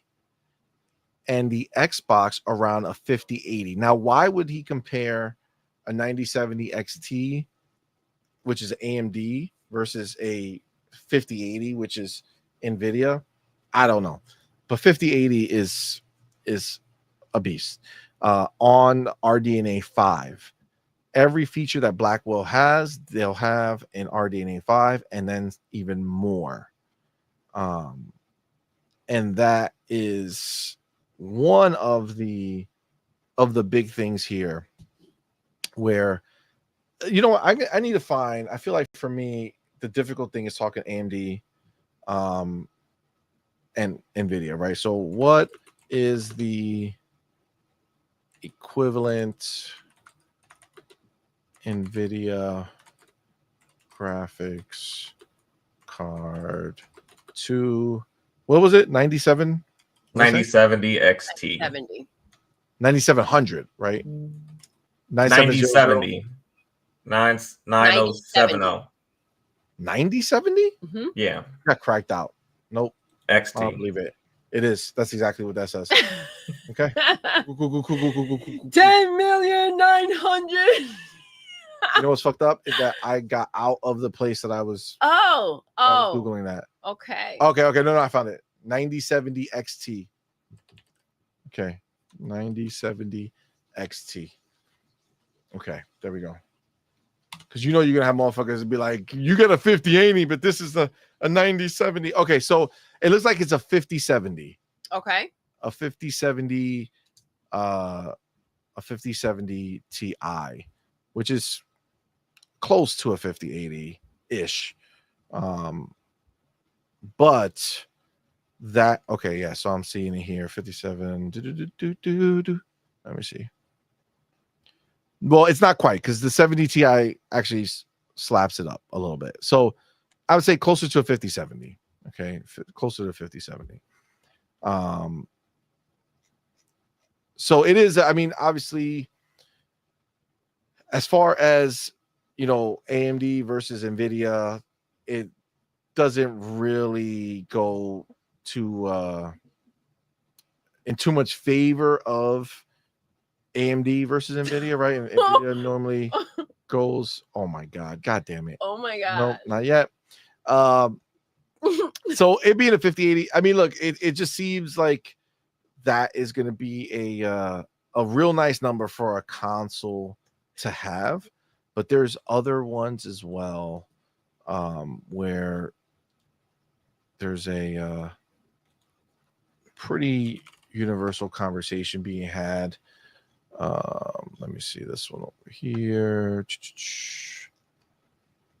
Okay, so this one here, let me put this, says the Magnus APU rumored to be powering the Xbox next generation system will provide a lot of flexibility, allowing Microsoft to scale an entire stack of systems that are more likely to compete with pre-built PCs rather than the PlayStation 6 and other traditional consoles.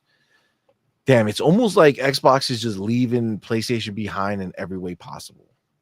Like, it's not just in their plans, but also in the console space. Like they're just saying, you know what? We're gonna make something that is just gonna make it ridiculous for there to even be conversations about these different consoles. Yeah. It's like not being in the same room, right? Facts. Or the same. Facts.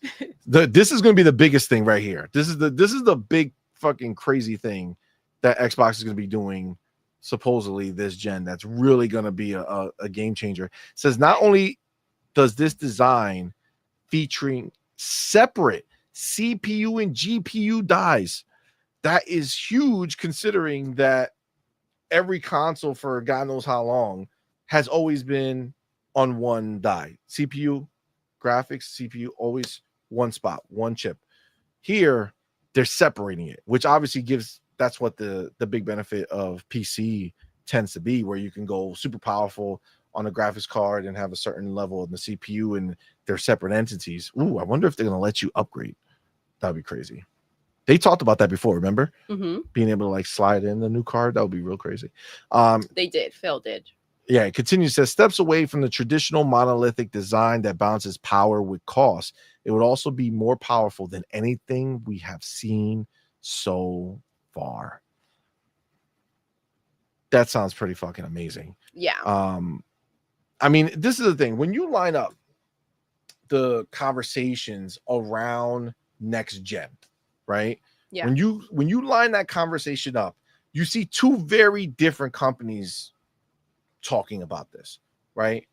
when you see Xbox talking about next gen, definitive, right? They're making definitive statements. This is going to be the biggest technological leap ever happening, right?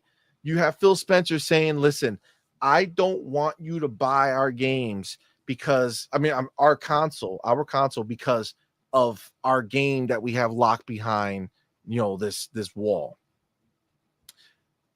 I want you to buy our console because it's the best console out there. Yeah. Yeah. Bro, that is what I want, right? That is what I want. And this just all plays into that, right? This plays into them going ahead, moving the game forward, right?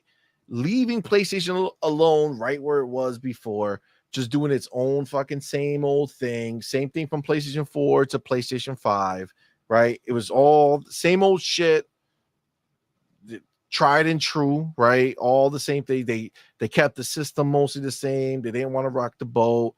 They didn't want to do anything that was, going to create an issue, right, for anybody else. They don't want anything going too crazy, right? They want to just keep it nice and safe, and that's where they live, right? They just want to keep everything the same, and I'm so ready for Xbox to just continue this movement and keep that shit going. Like, again, look, I don't care who's like any ponies listening. Like, I need you to understand, I don't give a fuck what they sell. Okay. Like, I need you to understand that. And I hate newsflash. Xbox don't give a fuck either, because they are going on their next gen and going OEM as well. Right. So they're going to be putting multiple consoles out there. Y'all worried about what console is going to be powerful, or how powerful the PlayStation is going to be versus this console. Bro, the following year, there may be another console that drops that's even more powerful. The year after that, it's all possible, right? It's all possible with Xbox. It's like they wrote down all of the pony narratives, right? Mm-hmm. And they're checking them all off. Okay, they're talking power, they're talking games. Like, they want to strip them out of their so-called superpowers, right? Where it's such a big gap that it's like undeniable, right? For me, I feel like Satya was like, you're grown now, Xbox. Come join us. It's a different swag. It's a different momentum that they have going on. You mentioned it was Sarah Bonds who said that biggest technological leap. That got me so excited for Phil to come out here. He's been having such confident conversations about everything that they're doing. But when it comes to the console, to say we want the consoles to battle it out, not because people want to go ahead and have access to this game or that game. I said it right from the beginning. Like, this is confidence. I'm excited to see what they're going to go ahead and put out. So everything that they've kind of done, it's been in that direction. I do remember Phil saying we need to get to a point, and this was, way before all of this, that we can just kind of a PC. We can just upgrade certain things by, just switching things out instead of having to buy a complete new box. So I feel like when it comes to tech, when it comes to the software, they're just like in a zone. And we have PlayStation on the other end talking about a pisser and how difficult it was to figure it out, and developers saying we don't know how to work this thing. So that's not promising. I think it's funny, but it's so easy to come out here right now and claim that Xbox is showing out with a powerful console and PlayStation may not hit that mark, right? Because all the signs point to this. Like, this is what we've been talking about, because this is the mess that's going on out there. So yes, like, rumors, but it's like so obvious what's taking place here. Yeah, the next box is going to be a freaking beast. Nothing to mess around with the games. They're just freaking hitting out the park. freaking top 6 out of the top 10 on the PlayStation Store, bro. Give it 6 more months. Facts. I mean, that's the reality, right? We're going to see a lot more on that list once these other games come out, right? Absolutely. Yeah. They're going to lose their mind. And you know, the idea of any developer coming out here and trying to debate a situation like this, it's embarrassing at this point. I think for them to even try to show up for PlayStation hasn't shown up for you. It's been a while. So agreed. And Paul Smith mentions it because I do remember, I think we definitely covered it a while ago when it did happen, but he says Phil Spencer did mention a while ago that he would like to see iterations akin to the iPhone, right? And I mean, that's literally the scenario where you're going to be able to be at with this play. Because I mean, look, let's call a spade, right? The ideas of generations are going to be essentially over, right? Yeah. I don't think Fortnite and Minecraft are ever going to drop the Xbox One and PlayStation 4 generation. Or at least it's going to take so long, right? And then whenever that does happen, then you're left with Xbox Series and the PlayStation 5 generation, which is going to last even longer. You know what I'm saying? It's already been 12 years since the Xbox One and PlayStation 4 dropped. Yeah. And that's still getting play now. So you're talking, you have at least what? We're in 2026. So it's been 2025.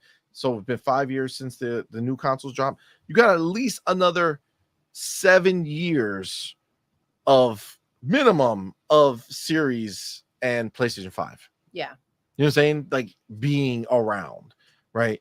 And I just don't think Xbox gives a shit anymore about this idea of having to go so crazy with making, each generation feel something different, because at this point it's all about the games, right? Yeah. So if you now get into this world where you're bringing out a system, and every time you release your own system, it's like your own marker for a generation. Like, okay, our last system we came out with was great, but this is going to be our next one, right? This is the big power jump.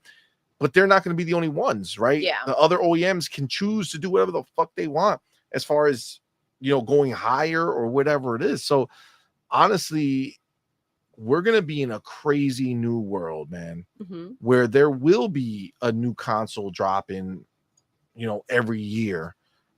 Like the phones. You know what I'm saying? Like, it's just going to be what it is. And it's like, you are now going to have the choice where it's like, well, nah, I'll upgrade every 3 years. I'll upgrade every 5 years. You know what I'm saying? Like, I'll upgrade every year, right? Give me a trade-in program. You know what I'm saying? That's what I was thinking, the phone trade-in program.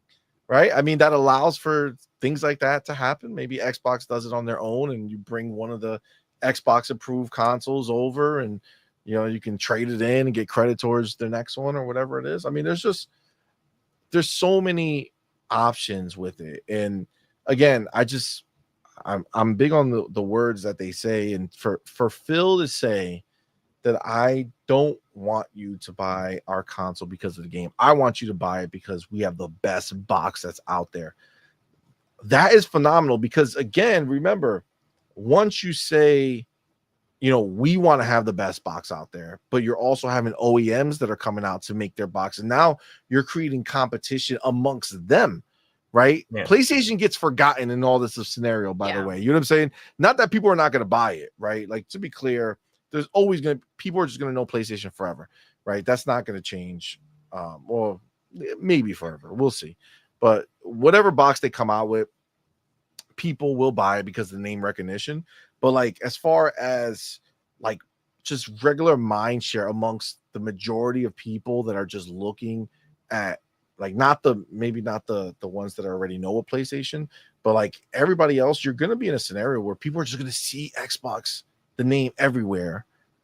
And it's going to elevate their status. You know what I'm saying? Like, it's going to make it where Yeah. it means something I more. mean, they've positioned themselves so well with like 42 studios to go ahead and those are the studios that are supposed to kind of push your box capabilities and maximize what you've brought to the table.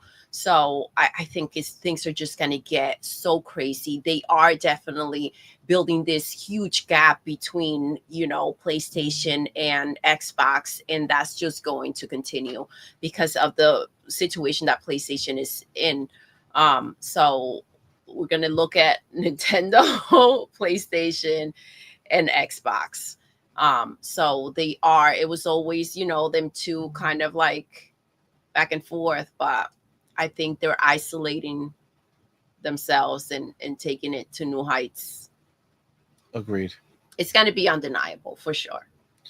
Yeah, I think so. And again, just to be clear, like this is about our experience playing these games, right? You know, you got to remember on this next Xbox, you're no longer locked away, right? You have every Xbox game that drops, you have your entire Game Pass catalog that's going to be available to you. And then you'll have every Steam game you own, you'll have every Epic game you own, you'll have every I don't even know what other GOG, right? All these other platforms You know, on there. I don't mean to interrupt you. Sure. It reminds me, and it's a reason why it's so difficult to quit Apple.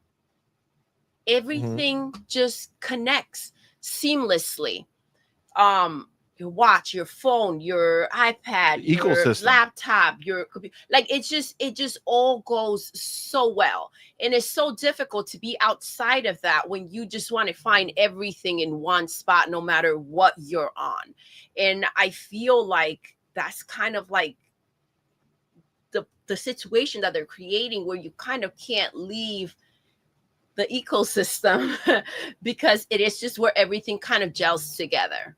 Yeah, like it doesn't make any sense if you don't want to, if you're not like a super PC head, right? Like we got some homies in here who love to make PCs and do all that shit. They live that PC life, great, right? But if you're not that, this is going to be your next best entry point, right? Yeah. You get the benefits of everything you've ever seen on the internet.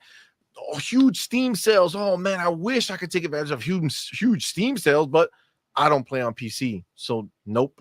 Right? Epic Games gives away a free game every week, right? Or 2 free games, or I don't know, some stupid crazy shit like that, right? And then they have sales, right? Like there's so much that happens over there, and let's not forget, PlayStation games will be available whether they bring them directly over to Xbox or through Steam in the PC world, right?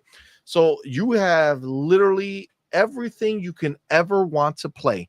Every indie game, every cool indie game that exists that is trying to do something different starts on the PC, right? Yes. We've gone absolutely. to many events where we've talked to these indie developers, and PC is always the one that they're working on, and they're hoping to bring it to PlayStation and Xbox and Switch in the future, right?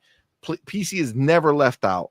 Everything else is where you don't know if it's going to come, right? And that is going to allow so many more games to be played on your box. You're going to be exposed to so many more games.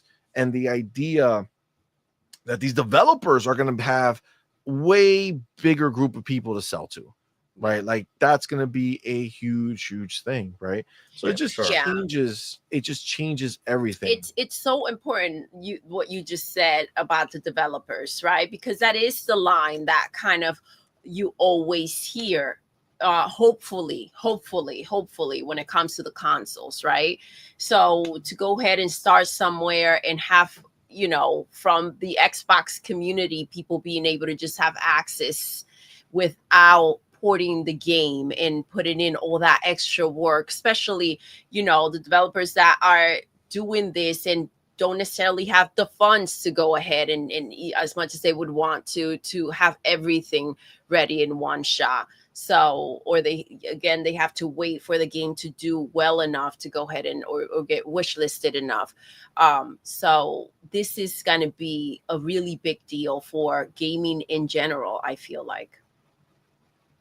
Agreed. 100%. I just feel like it's gonna be such a game changer.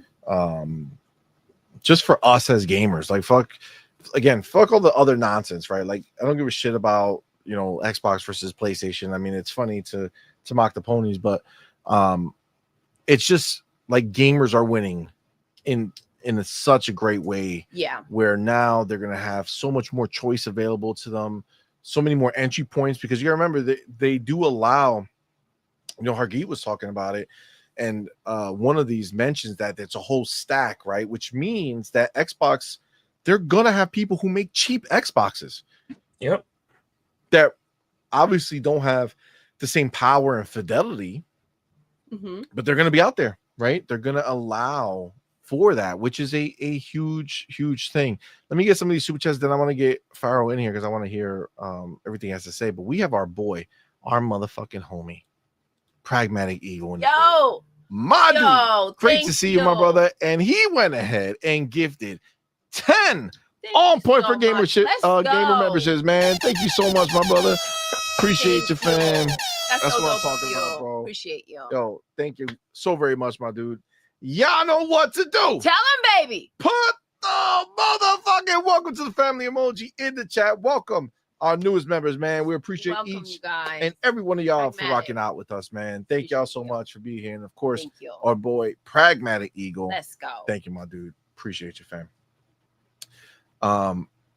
I do see Web Dave in the building too. Web Dave. Thank you for being here, brother. What's up? We have the homie Super C Marathon. God damn it. Oh.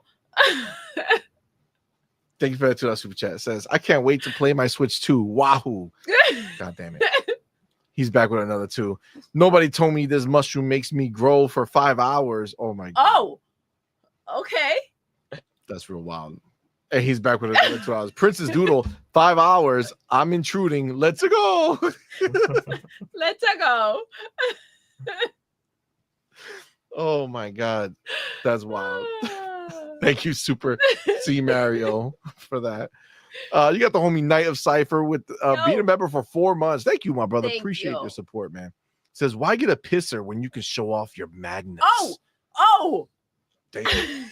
Yo. I mean, the pisser sounds like a leaky situation. I mean, it does sound like a leaky situation. Man. It does. Wow. Yeah, I mean. You ain't lying. But yeah, I mean, ultimately that's kind of where we're looking, right? Why get the pisser when you get the Magnus, right? The fact that they're even give it that name, right? It's just confident. It's confident, yes. Bro. Pharaoh. Tell me, man, what do you think about this? I mean, I don't know about the actual like 5080 to 9070 XT thing, but I do think that it's inevitable that the next Xbox is more powerful than the PlayStation 6, just mainly because they're going this OEM route, and there's going to be iterations throughout the generation. So PlayStation is going to be in a position where whatever reference hardware they put out is always going to be topped. So even if they drop a PS6 Pro, it'll probably 6 months later, it's probably going to be another Xbox coming out. It may not be made by Xbox, but it'll be more powerful than whatever they have coming out. I mean, I think it's a very exciting proposition, especially if we get to the point where don't let one of these OEM developers or even Xbox let you like kind of make your own custom build. Because they like Xbox has a agreement with AMD for all of this stuff. So if, for instance, Asus lets you do your own build on their own website, like build your own Xbox, but you can go with an NVIDIA build, that's a game changer. And then I've also heard talks that this particular console, for the first time, the CPU and the GPU are going to be separate. Which that's what we just talked about. Which is gonna leave open the window for you to put whatever GPU in you prefer, whether it's a laptop 5090 or like. So even after you get it, if it doesn't have the GPU one in it, there's a world where you can still put the GPU of your preference inside of it. So I think it's very exciting. I think the next Xbox being more powerful than the PS5 is just a no-brainer. It's just a matter of how this ecosystem comes together with unifying these stores. They do everything right. This is going to be a console that even starts to appeal to the international community. That's what I think, and I think at that point, PlayStation starts taking a bit of a hit into their market share. I won't say a lot because people already have their libraries. If it comes to a point where, I mean, I think PlayStation should have done this a long time ago, but if it comes to the point where they said they've been working on a PlayStation app, if they come up with a PlayStation app and you can somehow, get your Like that on PlayStation the Xbox. library everywhere, like the same way you get your Xbox library everywhere, then yeah, it would be a problem. I think so, at least. I think it'd be a big problem for PlayStation. Yeah. I mean, it's just nice to see, with how this generation started and, with COVID and everything kind of just hit, like just plateau. It's just nice to see how Xbox has been able to turn it all around and Yeah, for sure. kind of end this strong. And I can't even imagine how we're going to get started. Yeah, I mean that's the thing. Like this is really an exciting time, right? Like this is something that we never, imagined would be real, right? Like who knew that something like this will come up? But the fact that they are going ahead and pushing forward with, remember, like I know there's like rumors out there, right? This is all a rumor and shit, but like there are facts that have been already stated. Like remember Steam, all that shit that's coming to Xbox. Like all your stores will be available to you. Okay, so the fact that is already guaranteed, that is the truth, that is out there already, like gives everything else that much more credence, where it's just like it makes sense, right? Why stop at just making the next gen? Why not make it? I mean, to be clear, we already 100% see this happening. They already, again, confirmed 100%. ROG Ally, the ROG Xbox Ally, and the ROG Xbox Ally X, they are already showing you that they have an OEM plan in place. Do you think that's going to be only for handhelds? No, not at all. You're going to go ahead and see this happen throughout all of the Xbox ecosystem, and they are going to create something that is just never been done before, and frankly can only be done by them, because you got to remember all of these PCs, right, that are out there in the world are all done with Windows, right? Outside of the few that are not, right? So obviously Apple has their own chip, but Windows is the dominant, right? And Windows, every time one of these OEMs make a PC, Windows get a cut from the license, right? Well, guess what? When Xbox puts out their box, they're going to get their cut, right? When Asus puts out an Xbox, they're going to get their cut. We're saying Asus is going to make one because they already make the ROG Ally, right? So it's going to happen, right? So as all of these different entities keep releasing theirs, that's what's going to happen. And all of this all of this makes it so that we as a community have choice. We have power to go ahead and purchase from whatever store we want. If Steam is cooking on some sales right now and that's where you want to play your shit, you go over there, get that. If cloud and Xbox Play Anywhere is what's important to you, you buy the game on Xbox, you buy it and get the PC version, whatever you want. Like all of this stuff is all it does is gives the customer the power of choice. Yeah. Right. Doesn't force anything on you, allows you to do it. The next step is going to be, and I tend to believe that this is what's going to happen. I tend to believe that Xbox is going to open up their platform to any controller that you want to use. That would be a very smart move. And I think that already happens in October with the handheld because it's going to be facts. Bluetooth. Facts. Yes. I mean, that's technically true, right? So the handheld is going to allow that for sure, which means one of the biggest hurdles for diehard PlayStation fans. I'm not talking about the ponies. Okay. I'm not talking about the ponies. Diehard PlayStation fans. One of the biggest hurdles for them is the controller. So if you now put these people in a position where they can buy the most powerful box that's a console out there, and that console gives them access to every game, including the system they would be leaving behind, which is the PlayStation's games. Some of them in Game Pass, potentially. Oh, shit. Right? Some of them potentially. I mean, we're not trying to twist a knife, but I mean, it's true, though. You do listen to Hiroki and Herman, and it seems like your PlayStation games are coming.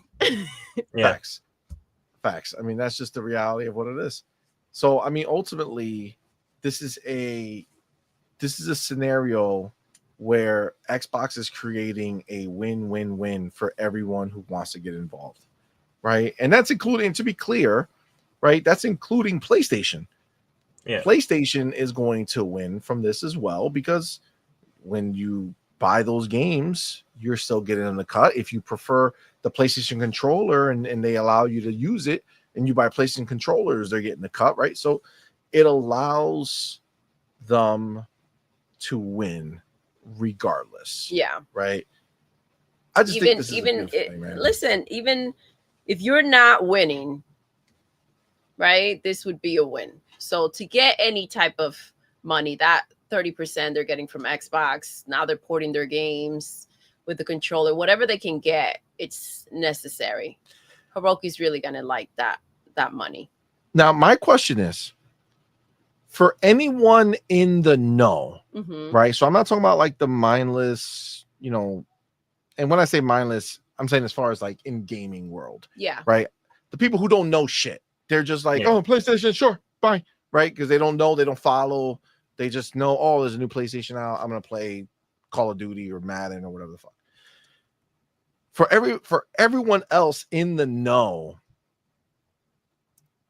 what makes you buy a PlayStation over the next Xbox? Nothing. Can you think of any? Library and fandom. That's about it. The controller would be a big deal. They love that. We just had a conversation, where they couldn't let the controller go, and that was the problem with the switching up, right? So once that is also checked out, I think I just doesn't make sense. Yeah. I'm just trying to think, like honestly, what can you even? I know, Farrell, you just said what did you say again? What would you be? Just fandom, like that. Just that'd fandom be pretty to much own the next PlayStation. Because in the scenario of, even if you're a person that doesn't go back to your backlog and play those old games, like if those aren't important to you, you got Game Pass, to like where like you don't have to. When you buy a new console, you don't have to start over with building your library. You don't feel the pressure to start over. Like, oh, I got to buy 10 games out the rip. No, you buy the console. That's the beauty of Game Pass, though. You get the console, you sign up for Game Pass, and there you already have an instant like library, and that's like kind of covering their bases. You don't come in with that mentality of having to build. It's just there, and I think, I don't know if it's all of them, but some of them have like free Game Pass for X amount of time. Usually when you buy a new console, you get a month, I think. Yeah. Pragmatic. I gotta go to Pragmatic Eagle, because this is a situation. I think he's drugs. Drugs would be the reason. Yeah. I drugs, get that. Drugs could definitely be a reason. Heavy one. That definitely checks out. That definitely checks out. No, I Yeah. think again, outside of the casuals, right, who are just flocking to PlayStation because they don't know any better. Night of Cypher says following the crowd. Yeah, Yeah. yeah, but again, that's more of like the casuals, right? I'm talking The about like ones the that hardcore are people, in like the the know. people who follow this, right? The people who are in the know. And they're like not mindless ponies who are just gonna do whatever. I'm talking about like that middle ground. So the people who follow, but they're not sucking Sony off. So right? I think the it's a tough one because I think Sony has dropped the ball so many times, and I think they saw it, even though they tricked a few ponies, but like we haven't heard about the pisser and what is done. So I think they saw it when they went ahead and put out that pisser, that people are not just willing to just hand over money as easily as they once were, trusting in the brand. I think that the generation never picked up for them, and that's tough, because if you go ahead and you buy a console for the games and the games aren't there, and the games that they were working on are getting canceled, like what do we have? They're down to one game a year and the path is not looking promising. Xbox games, you can play those Xbox games now in Game Pass if they come out with another console, if it's a controller and they fix that as well. Like I feel like that trust with PlayStation has worn out. You have to be, again, like a pony to the like even the ponies can have still come to out of La La Land and kind of see what the heck is taking place. But some are just at a whole other level, which we got into that. I think it was during Thursday's show. It was a lot of crazy that we got to see, that whole other trail of gallopers. But some of them are kind of still in going through the stages. Some of them have come to their senses and kind of realized, they've expressed moments of frustration. So, I can't imagine a regular player that came in to buy what they're going to put out for the generation. And it's like, this is it? Another remaster of The Last of Us? Like, how many times are we supposed to play through this? I mean, you're not wrong. You're not wrong. I see Becca says she's a rare flower, though, because she left her little digital library on PlayStation. That's my girl. I mean, not everybody's attached to their old shit. And, I mean, it's not like you have to burn your whatever PlayStation you had. Like, if you have a digital library, that means you already have a PlayStation. You don't have to get rid of your PlayStation. You could just let it sit there looking stupid. Like the Big boy Mike boxed that. He boxed that shit and got it out of his house. Out. He was not so done. So he was done. Not fucking around. That was hilarious. That was awesome. Yeah. But I mean, look, I think we have a lot of exciting shit. I'm still hopeful that come Gamescom, we're gonna get a sneak peek at next gen, right? The next gen console, because we talked about it a few shows ago, or whatever, that last time they did this, they announced it during the June showcase, but they didn't, because that time they also had some stuff at FanFest. Yeah. Whereas now, FanFest is in August. FanFest is at Gamescom. So maybe this is the time, right? They're going to show some Call of Duty. They're going to show. We don't know what's going to go on. I know we're getting hands-on. They're getting hands-on on the Xbox Ally X and probably the regular one. I mean, I think we're getting there, guys. 2026 next console. I think it's going to get time to show. Xbox is going to show their hand a bit. I'm pumped. So that has to be. I can't imagine, as a gamer sitting over on the other side, and like they've been talking about a show for I don't know how long. It was super top secret, and it's like how many times do you have to be let down? And it's not like a general thing. I think that's the biggest highlight and the biggest thing to take from it, because when you see the other side doing so well, it's like it's just you're the only ones with holes on your ship, right? So are you going to jump off, or are you just going to drown in there? We know ponies aren't swimmers. Facts. My mind went elsewhere on that one. We know ponies aren't swimmers. And with that, we're going to go ahead and move on to our next chapter. That's hilarious. Oh my God. All right. This one is a update of sorts. So let's get to this chapter 2. That's right. He's back. The detective is back. He axed. And you know what? He asked some more and got some more answers. Okay. So if you guys remember, we have all the information we ever need about PlayStation's plans because they went ahead and had a job posting where they're looking to hire the Xbox person of their dreams to help them join the team that's going to be bringing their games all over to Xbox, and they want to make that shit part of the internal squad, right? They want to have liaisons between PlayStation and Xbox, make sure they got their rolled in with Phil and the gang, and whoever's working on what games, and trying to get Game Pass deals and all this fun stuff, right? So we know that was happening, and they were on a search. Well, it looks like the search was completed. The posting is now gone, which means they filled the position. But of course, you got Detective C's out here saying some random shit to, I don't know, make himself feel better. I can't explain it.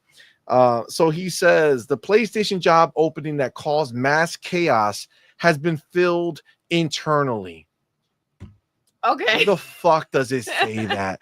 Come on, man. Stop your bullshit. You don't know a goddamn thing. God damn it. Who did he ask? I wonder who he asked. I wonder if he asked while he's asleep. Yeah. I think that's what it is. It's in his dreams. He has full conversations with people. Yeah, I think and then he comes up and wakes up like, oh shit, I got the answer. Oh man, this is great. Let me get on Twitter immediately. I just woke up, but I need to let everybody know. Yes, so they left the position up for the time required by law. I think he talks to Hiroki. I think so. I think he talks to Hiroki. That's his in. That's his in. This may be Hiroki talking. Yeah. And it has been filled. So they left it up required by law. Let me see. Required by law. There's a law that says even if you fill a position, you have to keep it up for a certain amount of time. What type of fucking crack shit is he talking about? Pony powder. That shit's still out there. You know what? They're probably gonna come lock me up because I don't keep any positions open longer than I need them to be kept. I don't check with the government to see how long I should have open positions at my company for. I don't know. That's interesting. Say goodbye to CMoney, guys. I'm getting locked up. They're coming for me, guys. They are coming for me.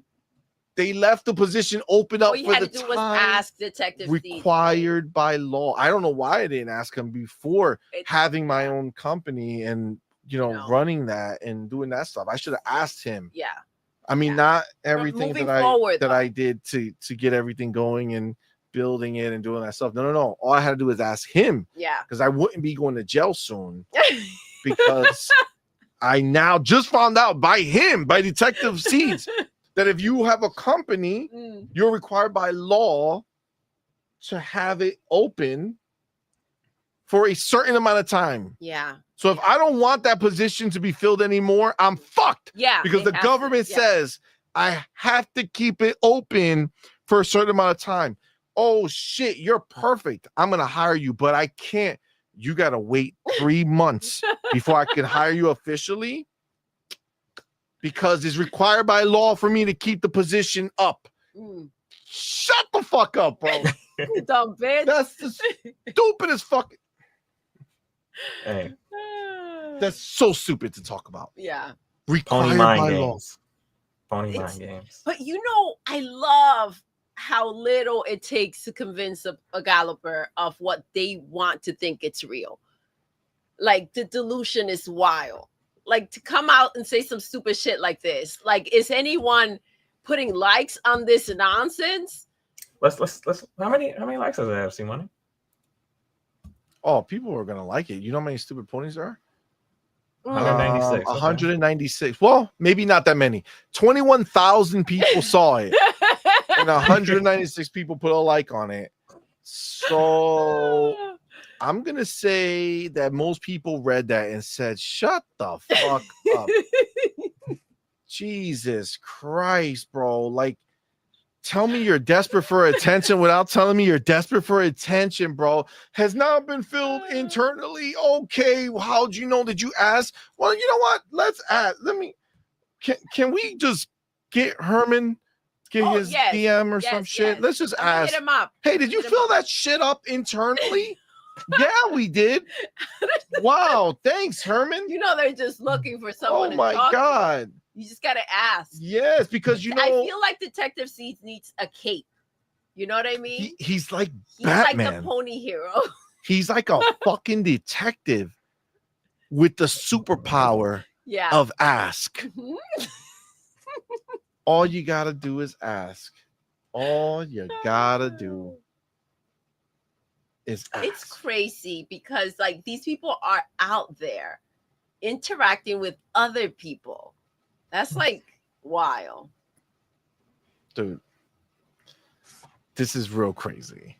It's real crazy that like that lady today that was adding the stuff and you were like, you know, you could just multiply, right? Like, I think she was a pony. She was doing pony math. She was doing real pony math. If you don't know what we're talking about, guys, you wouldn't, because Doodle just brought it up and we never talked about it. But we went to go get some food at a new place that we'd never been to. It's kind of like one of those walk up, you know, places. It has like ice cream, but it also has like, you know, summer food, burgers, hot dogs, stuff like that. And we were out today with the family and we said, you know what, we've never been to this place. Somebody said they want ice cream. We saw a sign that says ice cream. We walked up, it has food too. So we ordered a bunch of stuff. Obviously, there's 8 of us. So when we go places, we don't spend $5. You know, we spend a lot of money everywhere we go, no matter what. And clearly this lady was fucking lost because she was like, what are all these numbers? I've never seen so many people, like so many orders at one time. Yeah. And I swear to God, the craziest shit that I ever saw is like we ordered multiple things that cost the same amount, right? So they had like categories of costs, like certain like burgers, hot dogs, all that shit. They were like $7.50 or no, $6 or whatever. And then like milkshakes and shit were like $7.50, right? And then there's like other stuff. So I swear to God, she goes and there's like it's clearly defined. There's like 4 things that cost one thing, 5 things that cost another, whatever.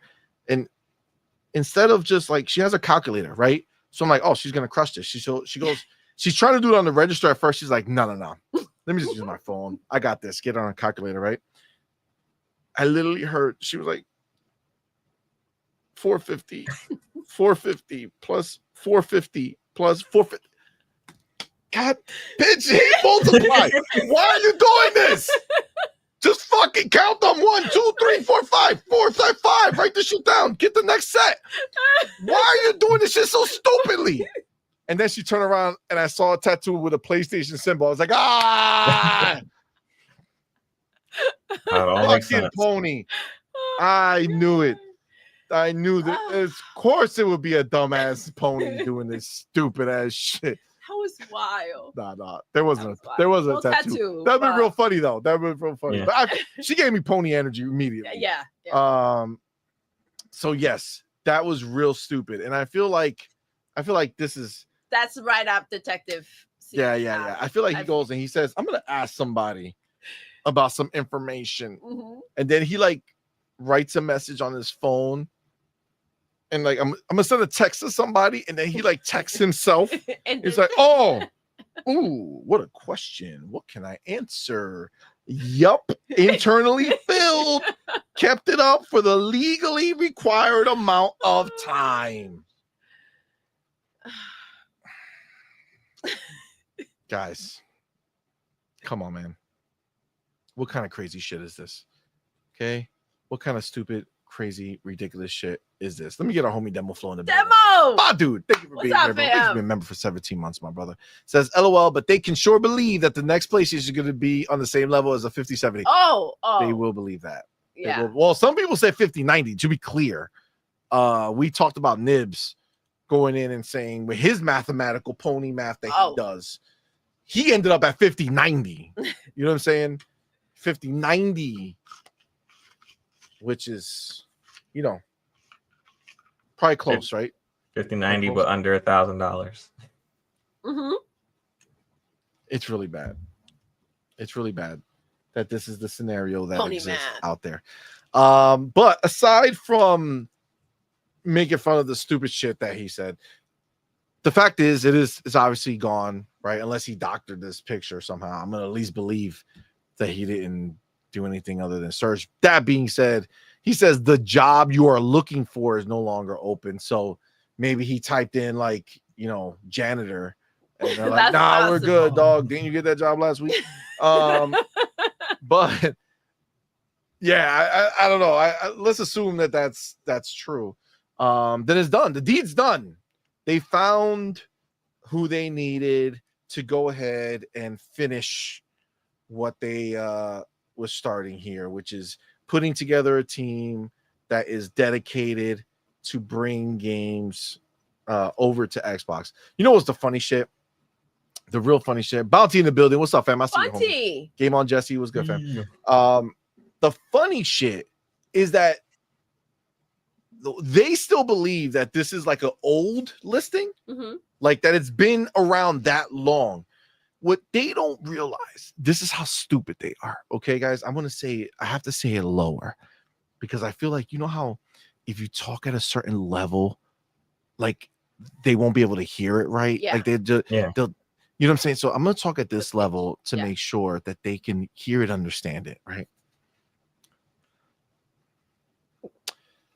By telling us that this is an old listing that they've been having for a while, but they just had to keep it up for a certain time because of the law, you're actually telling us that they were planning to bring games to Xbox a lot earlier. And now they've probably been working on it already. Yeah, a lot earlier than we anticipated because we thought this was a newer listing. Thank you, Detective Seeds. Detective Seeds, I don't know if you quite hit the note you thought you were going to hit by telling everybody. But guys, calm down. This is old listing. They've been ready to bring games to Xbox for years, even though I told y'all just not too long ago that nobody's working on Xbox games to bring, PlayStation games to bring to Xbox. Nobody over here is doing it. But secretly, they've been doing it for years, getting ready. So I just wish I asked that question. Damn it, why didn't I ask that question? You're not at Detective Seeds level, see. Not yet. Not yet. Not yet. Dre Bone says, remember, these are the same people that think 30% is better than 70%. Yo, the amount of dumbass motherfuckers who still talk about it. Yeah, but PlayStation getting that 30% though. Yeah. And Xbox getting 70% from people they were never going to get 70% from. Amit Kumar. Amit in the building. What's good? Detective Moron. That sounds about right. That sounds about right. Yeah. It's a problem. Look. Oh man. Look. This is just the reality of the situation. They hired somebody. This is happening. We know that there was another thing. God damn it. Now it's blanking on me, but we just talked about it. Not today. We talked about it I think on our last show, that something happened that just shows how much more ready they are to bring shit over. They cut something or did something. Is that jogging your memory at all? No. That was, you mean Friday's show, right? Maybe Friday's show.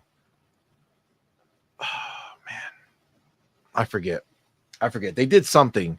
PlayStation did something recently that shows either they dropped something or they did something else. I forget what it was.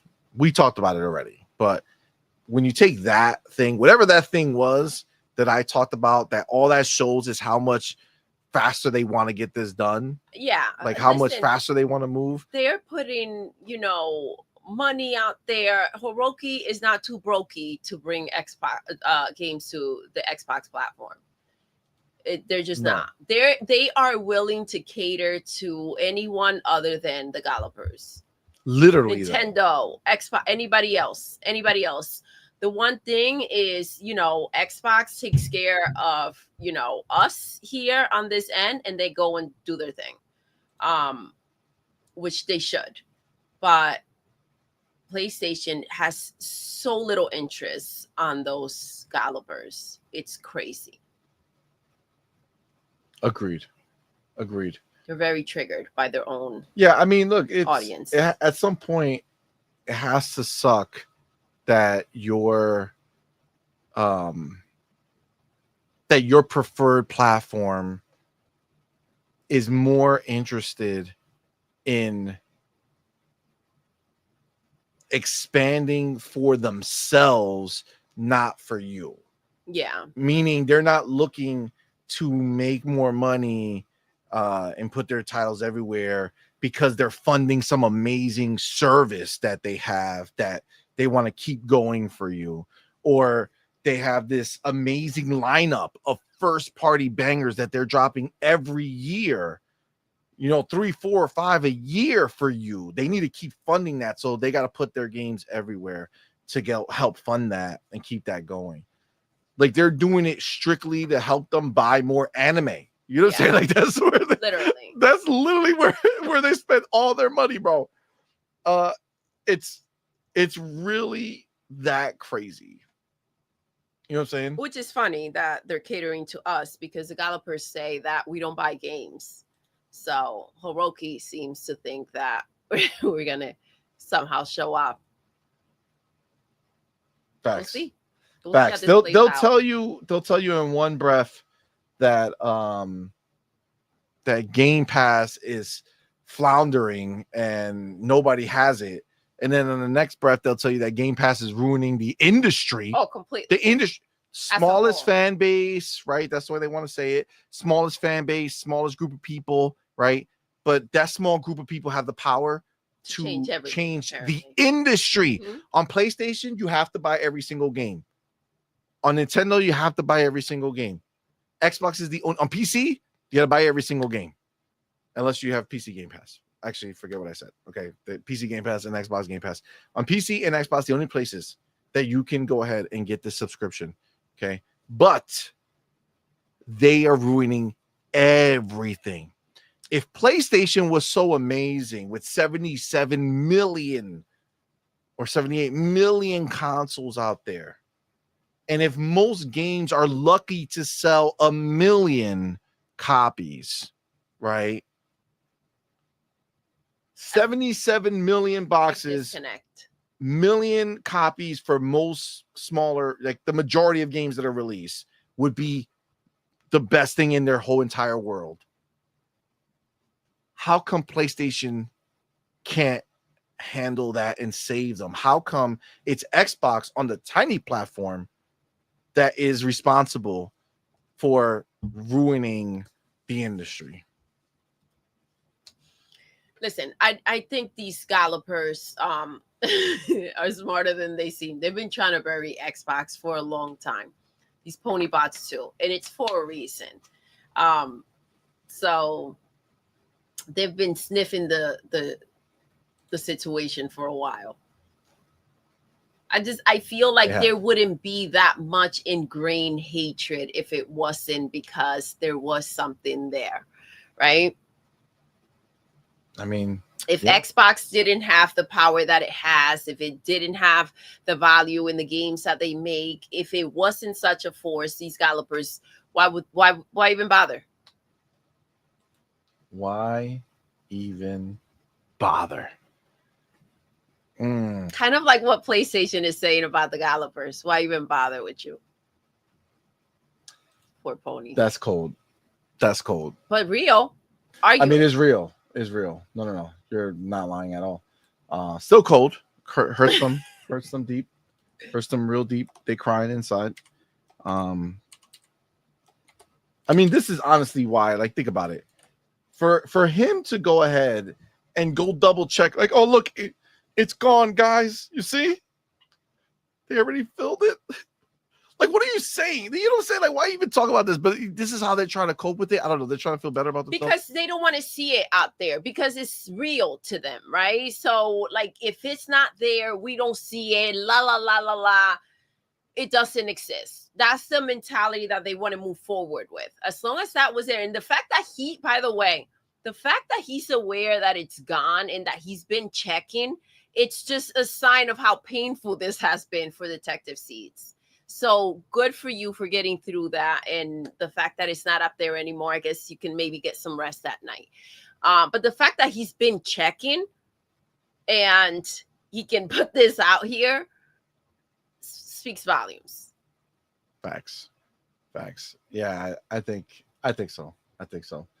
All right. Let me I'm gonna go ahead and Farrell, you got did you get your bars off on this? You're muted, super muted. No, I didn't really get my bars off on this. But, okay, let's get your take on this whole scenario, brother. I just think it's interesting that, you know, he goes like I literally, like, in my company right now, I'm applying for different roles, and the roles aren't going to be populated until, like, the role that I'm applying for, they won't actually put the role up until they want me to apply for it. So I don't know about this. The position has to be left up for a certain amount of time deal.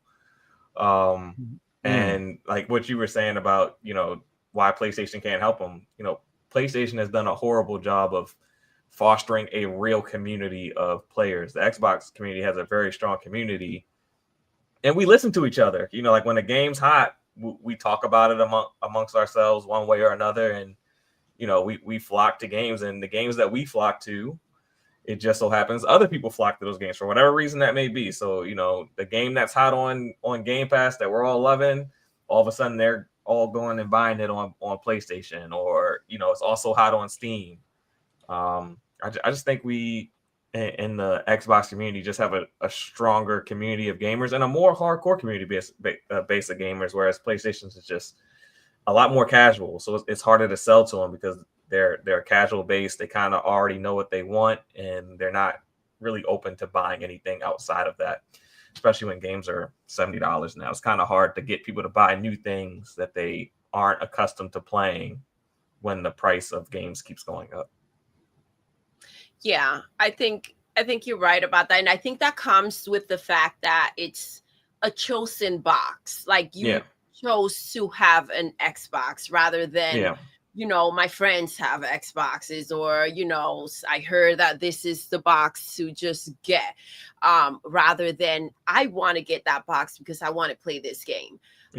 So I think that's where it really shows, and that's why these boxes that are supposedly out there, because these numbers are wild, to have 77 million boxes out there and just struggle to sell 1 million copies of a game.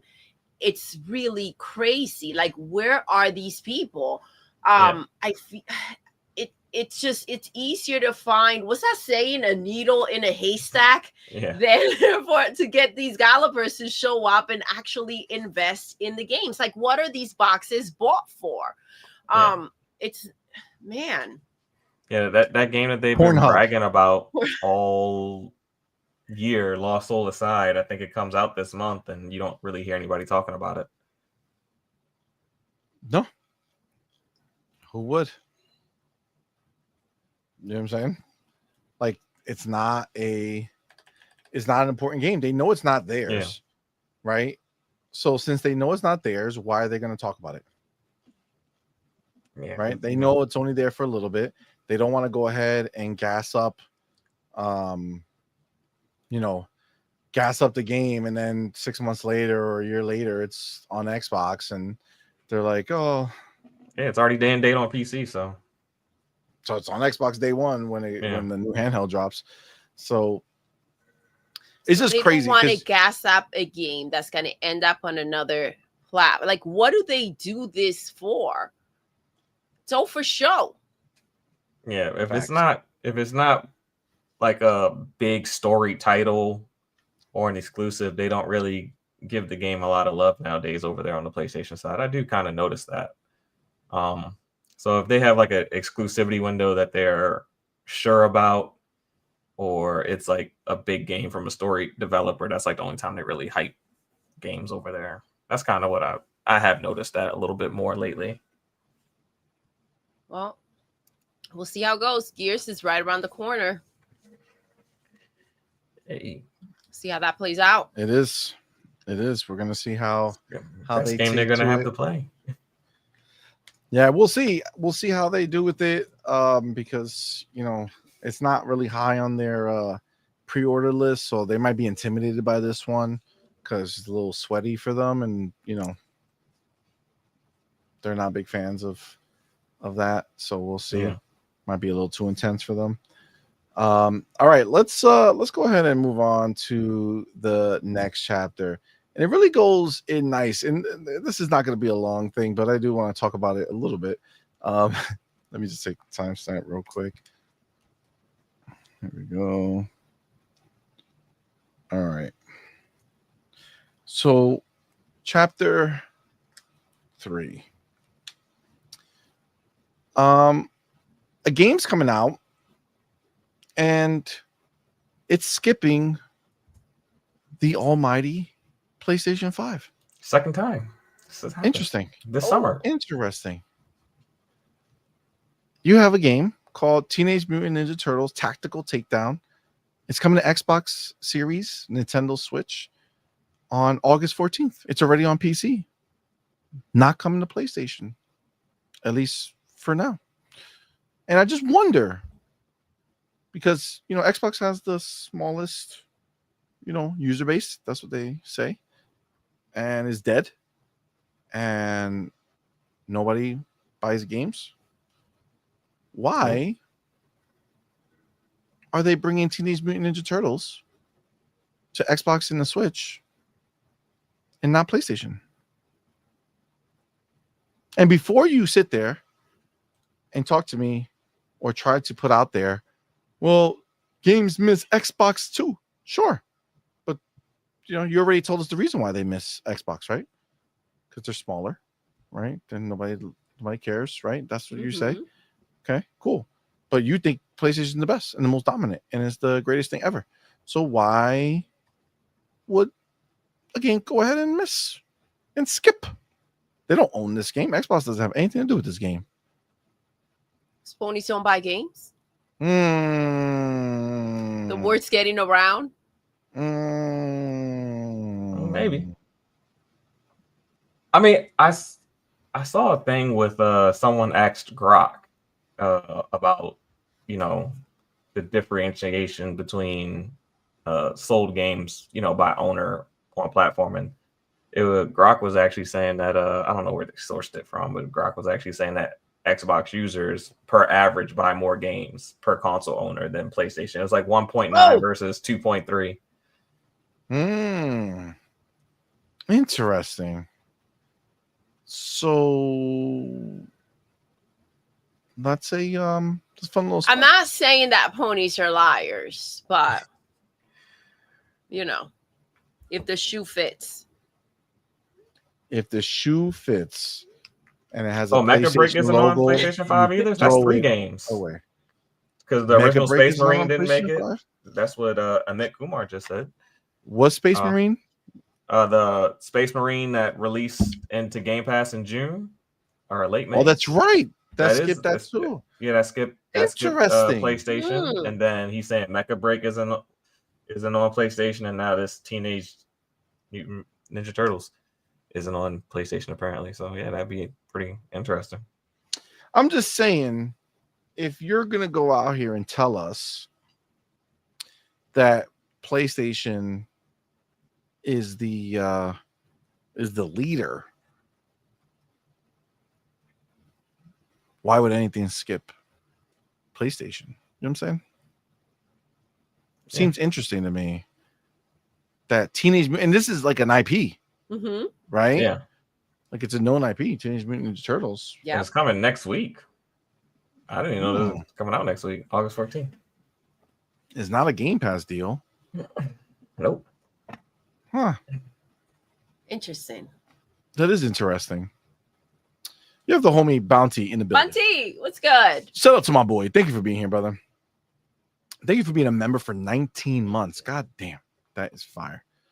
He says, can you check to see if the PlayStation 4 had the same problem as far as how many consoles sold compared to games being bought? So the attach rate, the PlayStation 4 had a similar problem. It's a good question. I don't know if we can ask. Let's ask Grok. What was... There you go, Grok. Games being bought? No, they didn't have this. What was issue. the attach rate for PS4 owners? The game attach rate. The game attach rate for PS4 owners versus PlayStation 5 owners. Let's see. Let's see if Grok has an idea. So, oh shit. God damn. What number did you fucking say? Thought it was 1.91 for Holy PlayStation and shit. 2.3. Okay. Bro. Wow. Sit down, Okay. guys. Get ready? Sit down. Because this is fucking crazy. Bro. PlayStation 5. Yeah. PlayStation 5 has an attach rate of just about, okay, so combined attach rate about 1.79. Yeah. Okay. Games per person when you combine physical and digital. Right? How much? 1.79. PlayStation 4 had an attach rate of approximately 9.6 games per console. Yeah. But see, money that we're making more games before.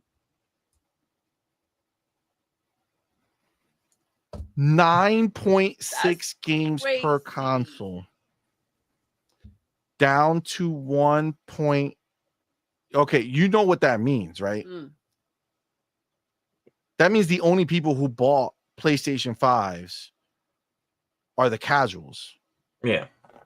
And the actual game players were smart enough, unlike myself, to say, why the fuck do I need a PlayStation 5 for? There ain't shit over there worth anything. That's wild. That's a pretty crazy That's a big number. fall. That's a big fall. That's a pretty crazy number. God damn. So it shows most people on PlayStation 5 are still playing their PlayStation 4 games. Yeah. Yeah. Because PlayStation 5 hasn't really given them a lot this generation. But Farrell, they believe in generations. They gave them like three. They gave them like 3 games that you could probably say are system movers, but even those games are kind of more cross-gen. There's nothing next-gen about them. You got like Forbidden West, God of War Ragnarok, and what? I don't know. Ratchet and Clank. I don't know. Returnal. Like, you can pick whatever the third game is. Like, it's not necessarily compelling enough to move them over. And that was before the one game a year. Yeah. So unless they get it together by the time the PlayStation 6 releases, what is going to be the exciting? We were just talking about this. See, why buy a PlayStation 6? Right? Big facts. So here's your answer, right? What's the point? It's true. It's true. Wow. I'm still a little taken back by that attach rate change. Yeah. I mean, and to be fair, I don't know how that compares to Xbox. I'm sure Xbox is probably in a similar boat for the most part, but I don't know if it's that damning. Ask Rock. I'm sure there's a big difference because you got to factor in the COVID year. That probably skewed the numbers. Yeah, I mean, quite a bit. You can still play old Xbox games on there as well, Yeah. and I'm there's still a lot of people who didn't move over. There's actually probably more people who didn't move over yet from Xbox than PlayStation, probably. So that number is probably the same shit. But damn, that's pretty. I mean, I guess the thing at the end of the day is that Xbox has so many other avenues, there's also right? Game Pass. That's what I was going to say. Like Game Pass is the big difference. If that number doesn't, it has kind of like the same gap. We're looking at a Game Pass situation, and how many people are signed up to that. So they're not getting Game Pass money over at PlayStation. That's really the thing, right? Like it's pretty crazy.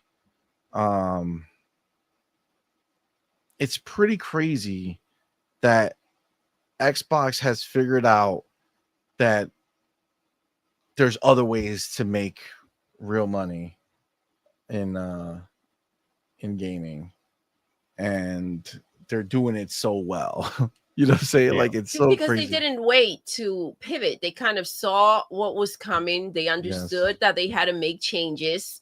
And they didn't wait till they were freaking starving or their reputation was on the line or they were barely making it in order to go ahead and pivot and make the necessary moves to kind of be prepared for the future so that they can still exist. So now it's not even about existing now they're just thriving. Yeah. I mean, dude, less than half the install base for PlayStation 5 versus Xbox has less than half, and it's still making crazy bank. Come on, man. That's wild. All right. Did everybody get their bars on this? Farrell, did you get your bars on this? Yeah. Okay. Baby, you're good? I'm just saying, I admit Kumar brought up a couple more games that have skipped the PlayStation platform. I think this is all affecting gaming as a whole when it comes to not just people not trusting what they're making when it comes to their games and the quality of it. Also developers kind of getting punched in the throat. We have been wondering why do so many developers go ahead and still make certain deals, and it's like signing a deal with the devil. You're going to end up losing regardless. And we've seen a couple of them kind of stand up and have said, we're not doing that, right? We're not going to go ahead and lock ourselves in with PlayStation. And I think that this is part of that ripple effect, right? Where at some point you have to kind of take a step back, see what's going on, and wonder if it's worth the trouble. So look at Power World is a perfect example. Went into Game Pass, sold well on Xbox, and then the huge announcement about going to PlayStation, and we haven't heard a beep since. It didn't do well. If it did, they would have been announcing just like they did with Xbox. Where were the videos when it hit the platform, the PlayStation platform? Farrell, you brought up how we are stronger as a community and we pump out, like we go ahead and we speak on the games that we find value in and kind of push that narrative, and the games end up selling well. And it's like, where was the talk about Power World over at PlayStation? We didn't see anything. If the hype was there, if they would have came out and talked about the numbers. What other game? I think it was which is a really good game. It was a lot of fun when we played it. I believe we reviewed it. Hypercharge. Yeah, the toy charge. Hypercharge, the toy one. Yeah, that was such a fun game. But yeah, like, that was another one that was super hype on Xbox, exactly, and you didn't hear anything after. I think they talked about how many people wish listed it. Yes. Yeah. And then what? That fell off. Like, we didn't hear the community talking about the game. We didn't hear the developers coming out here thanking, PlayStation or their fans for showing up and how that's going to change, or how shocked they are about how well it did. Like, none of this came out, right? So I think after a certain, amount of hiccups, you see Square Enix kind of leaving and done. The new Kojima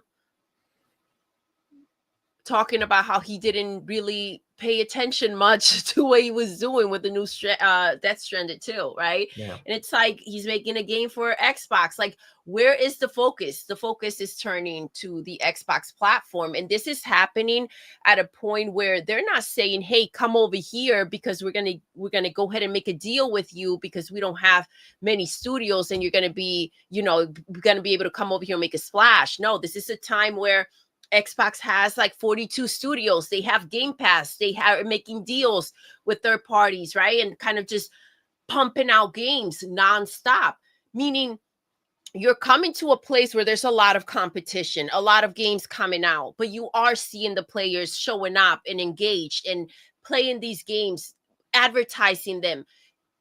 It's a whole different vibe. It's like a cemetery over on the other side. Yeah. It really is. It is. I mean, it's the truth. The hype is it's just not there. It's just not there. The PlayStation community that we see on social media has turned from a community that talks about games to a community that only talks about Xbox. They don't really talk about games over there on the PlayStation community anymore, unless it's in the scope of trying to use the game to talk bad about Xbox. It's never like, oh, this game is great, this game is fun, or it's just, you just don't really see that community talking about games in the way that Xbox players talk about games. It's a little bit different at the moment.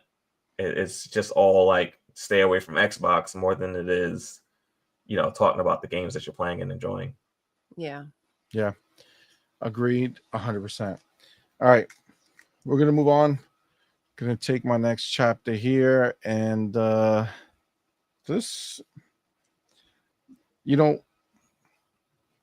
is gonna be a fun one, because Battlefield 6 kind of came out of nowhere, and all of a sudden got into this rhythm of being so highly anticipated. Like, seriously, almost. I'm not gonna lie. It feels a little suspect, almost. You know what I'm saying? Almost like there's a chance that this hype can be fabricated. I don't know. I feel like there's a weird essence happening, because from what I see with my eyes, it just looks like another Battlefield in my eyes. But there's a lot of hype going on behind this game. So I want to dive into it, because they have a lot of reasons. I would say there's a lot of reasons why people are hype. I just don't know if, when I say a lot of reasons these people are hype, is it genuinely a lot of people, like in comparison to like Call of Duty numbers? Like 50 million players for Black Ops 6 in what, 8, 9, 10 months, right? Not even a year. Or is it just going to be, the same thing that it's always been, which is Battlefield versus Call of Duty, except Call of Duty dominates always, and then Battlefield is there. I gotta be honest with you, Battlefield is like not a core pillar game for me. I think for a while coming up in gaming, Battlefield was very intriguing for me because they had like big worlds where Call of Duty didn't, and there weren't a lot of like big world open shooters back then. So like planes and shit, like that was all very unique to Battlefield, at least at like a high level. Yeah. I'm sure there may be other games that were doing it, but like Battlefield was like this big thing that was so different, right? But like you can't talk about size anymore because I mean Call of Duty has Warzone, right? That's their battle royale mode. That's huge, right? That's basically what Battlefield technically would feel like, right? It feels like this big open world that you're in and you battling, right? And even just Call of Duty proper, their maps they have a lot of bigger maps too. Like it's just not there's vehicles and shit. Like there's just not that big of a difference anymore. I remember when Battlefield 3 came out, and that was like a moment for me. I was like, oh shit, because graphically they had taken it to like the next level, right? And it was stunning. I remember that game so much that on PC, because that's where it looked amazing. On PC, it was browser based. I don't know if you guys remember. So you would actually, it was on a browser that you would go into. The game was downloaded, but you had to access it through a browser. It was really weird. Actually, it was really, really weird, but it was beautiful. It was beautiful. But like all we've really seen Battlefield try to do is become more and more like Call of Duty. Mm-hmm. And so I don't know. And that's kind of where this starts, right? So I have Boss Mod Lethal Papa. It's on the screen. He put every damn year the same shit. Battlefield is going to crush COD. I mean, will you fanboys ever stop? I love how he refers to fanboys as for the game now, which is cool, right? So Call of Duty fanboys versus Battlefield fanboys. Will you Battlefields ever stop? Fanboys ever stop? How about just shut the fuck up and play what you like? Hell, play both like many of us do. Facts, right? This is not like an either or, right? If I want to play Battlefield, I'll play some Battlefield. That's why I have EA Play Pro. If I want to play Call of Duty, I'll play some Call of Duty. I got Game Pass, right? I got everything. Don't matter to me. If I'm feeling Battlefield, I'm gonna play Battlefield. If I know I'll be playing the next Call of Duty because shit, Battlefield Call of Duty 6 had me hooked. So, but like who cares, right? It doesn't matter. But that being said, to be fair, there is a lot of hype, right? There is a lot of hype. And there is a lot of reason behind it. So let me go ahead, and I do want to just okay, I got that there. That's fine. All right. So if we scroll down, like I have this Battlefield out right now. He used Snoop Dogg. Shut the fuck up, bitch. That's beautiful. Beautiful. All right. So this one here got me excited for the single player. And two, let me rewind because I think I talked a lot of shit and I gotta fix something real quick. Okay. When I talk about Battlefield, to be clear, where I say it's not like my big thing, I'm talking strictly multiplayer. Mm-hmm. I'm a huge fan of Battlefield single player games. Yeah. Okay. I love the stories. I love the way they tell them. I think graphically they've always been really good. Obviously, I don't know if Battlefield had them back in the day, but basically ever since they did single player content, like story modes, I've been a huge fan.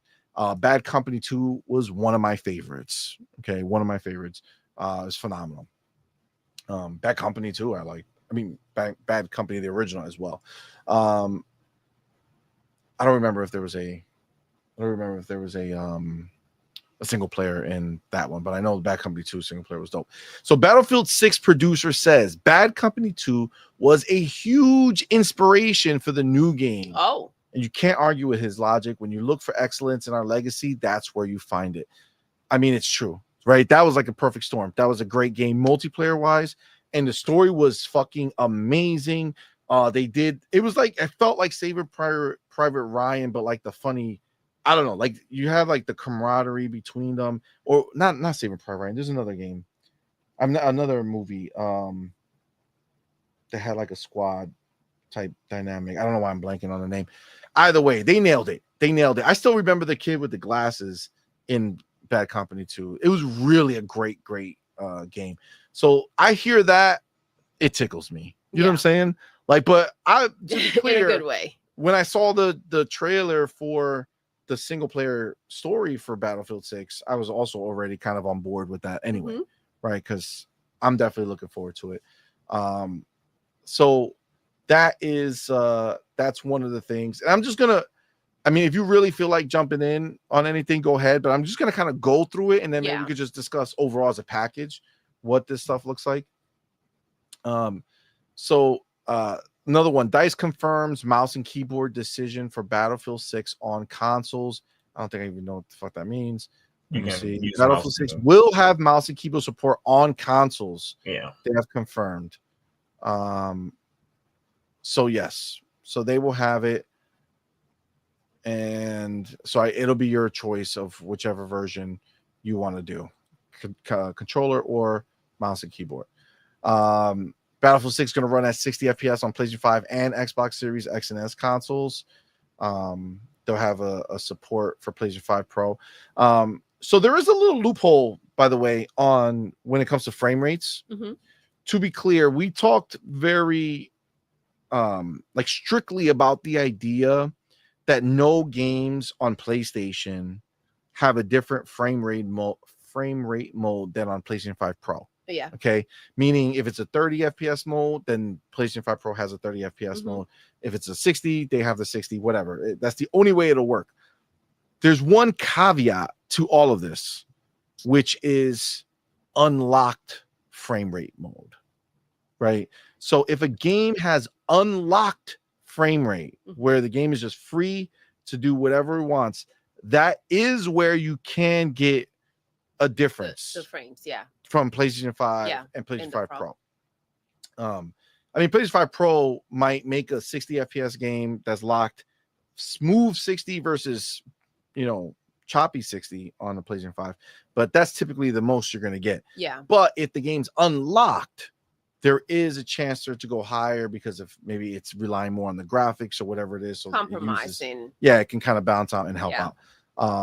So supposedly on the Pro, there is higher that it can go beyond. It's also Series X as well, so technically it can go on that as well. But it will both run at 60 FPS, which is obviously expected on a shooter. Yeah. Okay, so Battlefield 6 is going to have skill-based matchmaking, but it's going to be different per game mode. So I guess certain game modes will be able to determine what's important, right?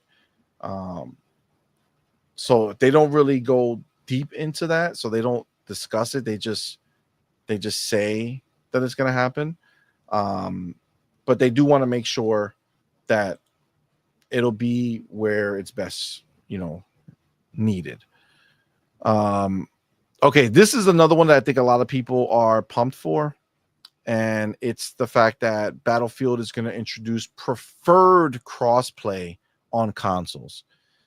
So it says now you can Ecstasy's put this out, and it's official. He says now you can prioritize matches only with players on your platform, which has happened, avoiding matchmaking with PC.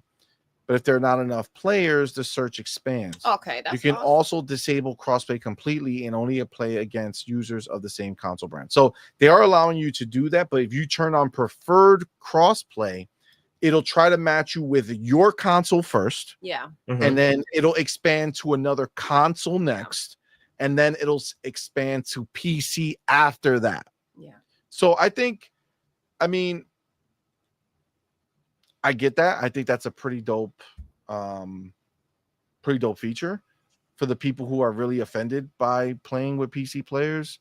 I mean, I don't know. When I play on PC, I play with a controller and I don't do bad. You know what I'm saying? Like when I'm playing Call of Duty or something like that, right? Like I play on PC, I play with a controller and I get it in. So I don't know. It's a non-issue for you, but It's for a the people that non-issue. do have an issue, it's kind of like they're covering their bases with that, but also, you know, covering their own ass, where it's like, okay, if we don't have enough players out there from your platform, it is going to, you know, smoothly just expand seamlessly. Agreed. So that's good. Yep. So this is the same thing. We'll try to match console players with other console players. The Battlefield will feature their new Javelin anti-cheat system, which first debuted in Battlefield 2042 and Battlefield Labs. Once anti-cheat measures will be in place in Battlefield 6. Javelin anti-cheat is EA's ever-evolving approach to ensuring our community enjoys a fair gaming experience across all of our titles. Javelin was built from the ground up by a veteran team of engineers and analysts focused on studying the issues that cheating poses in each specific EA game and designing unique features to address those issues. Javelin is already part of other Battlefield titles, including Battlefield Labs, and will be integrated into Battlefield 6 at launch. I mean, cheaters are a problem for a lot of people. Yeah. I mean, the only way cheaters would bother me is if it's like a thing where you're like instant death all the time, like if it's constant. But I mean, I'm not trying to win any tournaments here. So I know, just which is crazy that is what it is. They want to go out there and do that instead of just playing. Agreed. And then the open beta starts in a week. Well, that was from a couple days ago. August 9th, it starts for everyone, but for the people who are in it, it's August 7th, this Thursday. Look out for our stream. We are there, so we will be streaming it. I'm gonna stream that bitch. We'll check it out, man. We're gonna see if the hype is worth it. I mean, if the hype is real. It's crazy because we did have a conversation about just separating the two and stop comparing the games, right?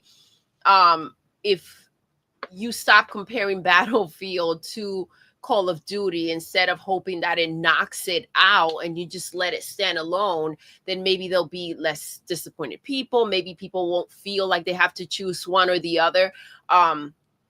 So again, like I forget who stated, just play both.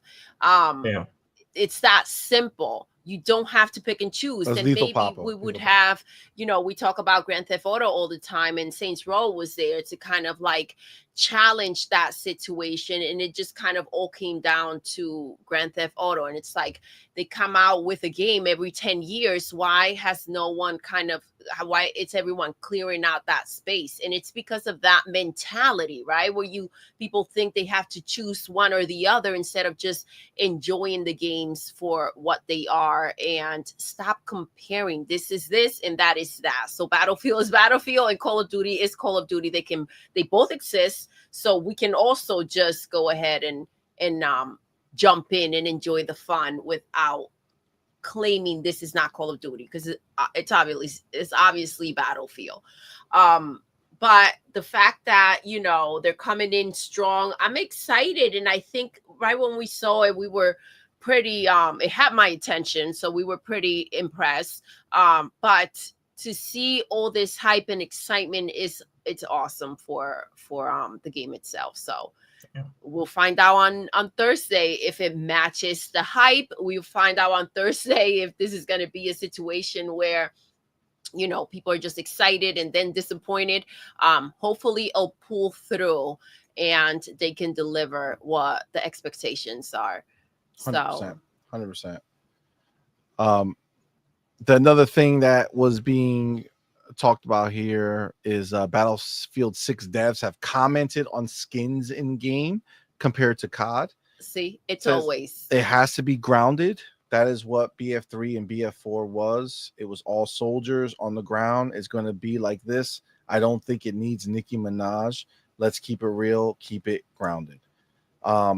Yeah, I appreciate that. How many fucking colors of camouflage you're going to put in this fucking game? And I mean, you don't need Nicki Minaj, and I'm not checking their wallet, but when you can't afford Nicki Minaj or Snoop Dogg, then obviously the or they don't want to reality be in is your game. you don't need it, right? Or you can't have Eminem in your freaking game, because the reality of it is that it's cool to go ahead and people get excited about characters or having the skin of people that they love their music or have a fan base, and that just makes it a stronger situation when it comes to the players showing up.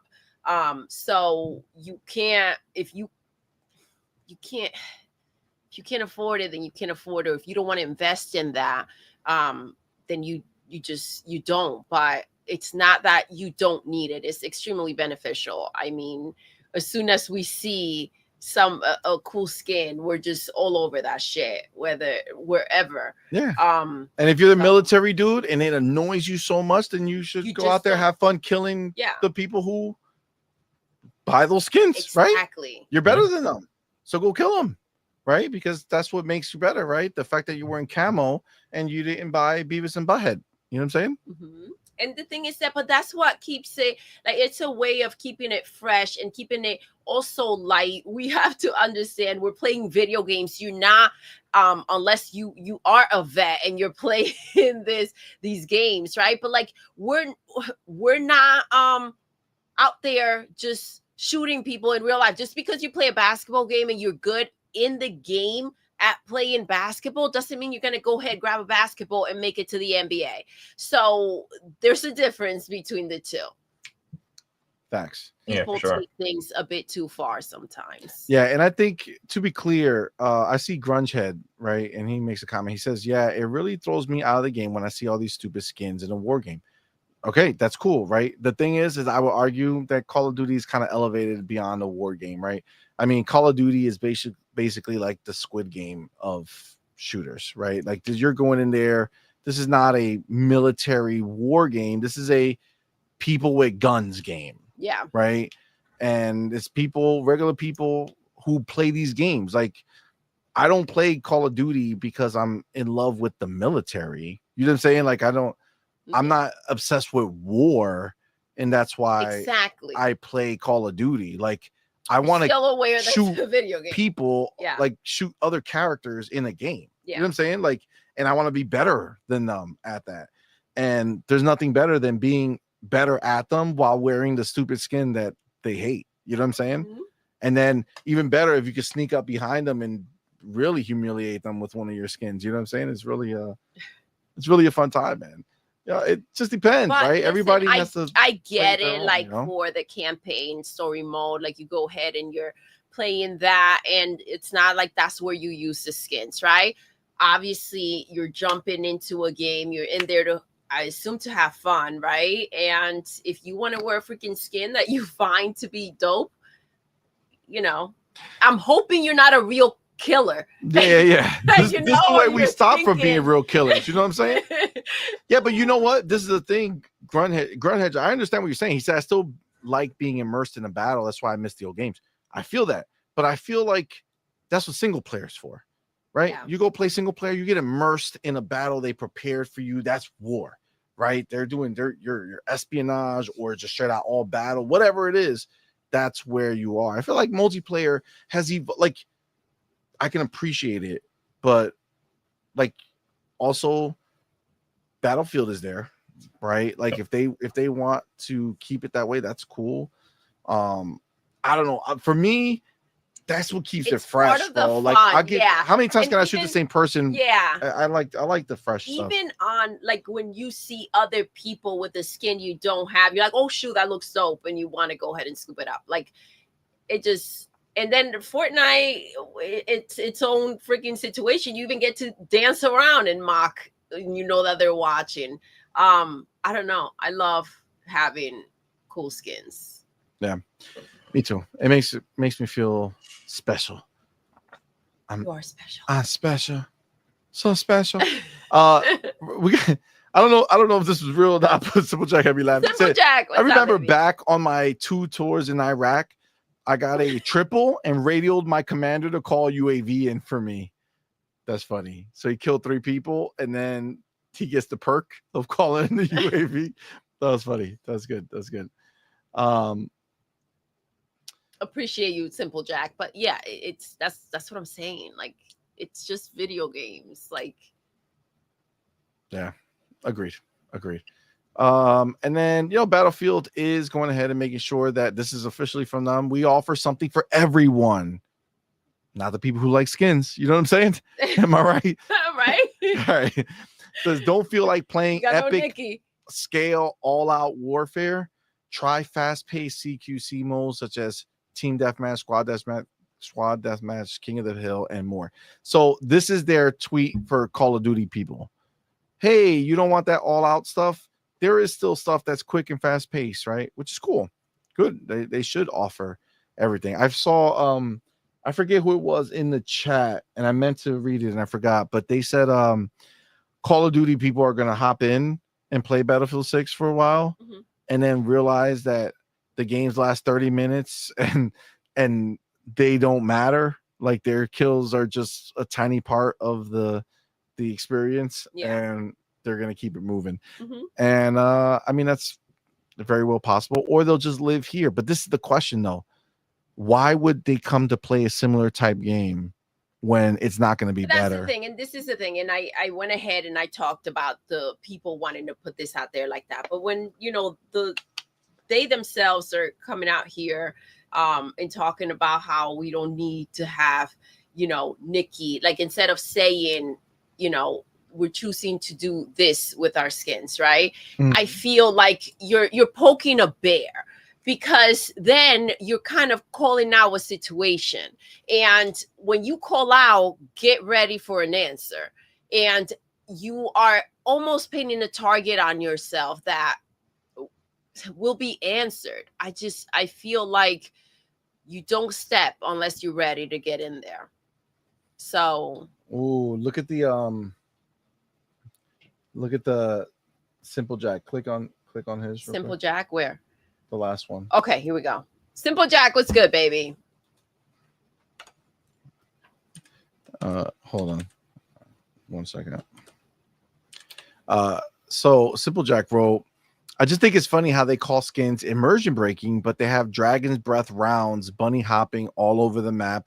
Get the fuck out of here with that immersion shit. I mean, it's true. Like, people are not playing this game like actual military, right? Like, they're not like, but there's only so far the immersion can go. But I do love this message, because he's absolutely right. And look, my man says they have respawning. There's no immersion. Facts. Guess what? If you get shot in real life, you don't wake up. There's no.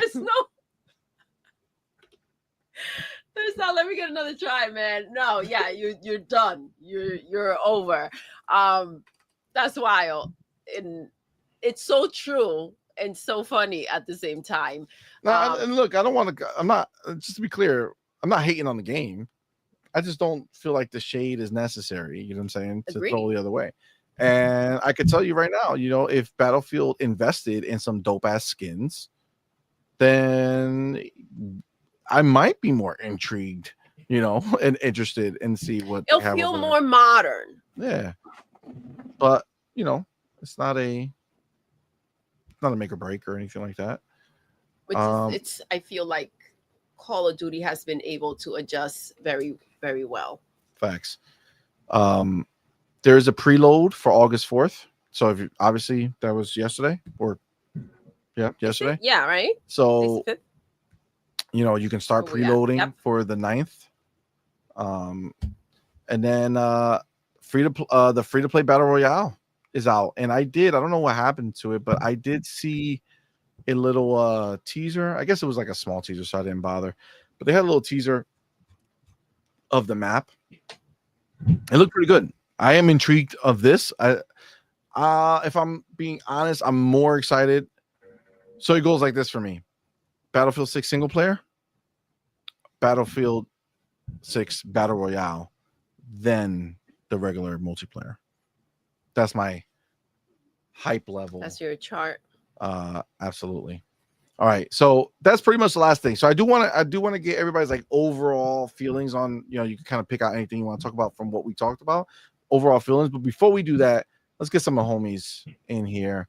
And holy shit. Yo, Our motherfucking homie Phoenix Freestar thank you. has gone ahead Let's and go. gifted 20 on point for game ship memberships. God damn.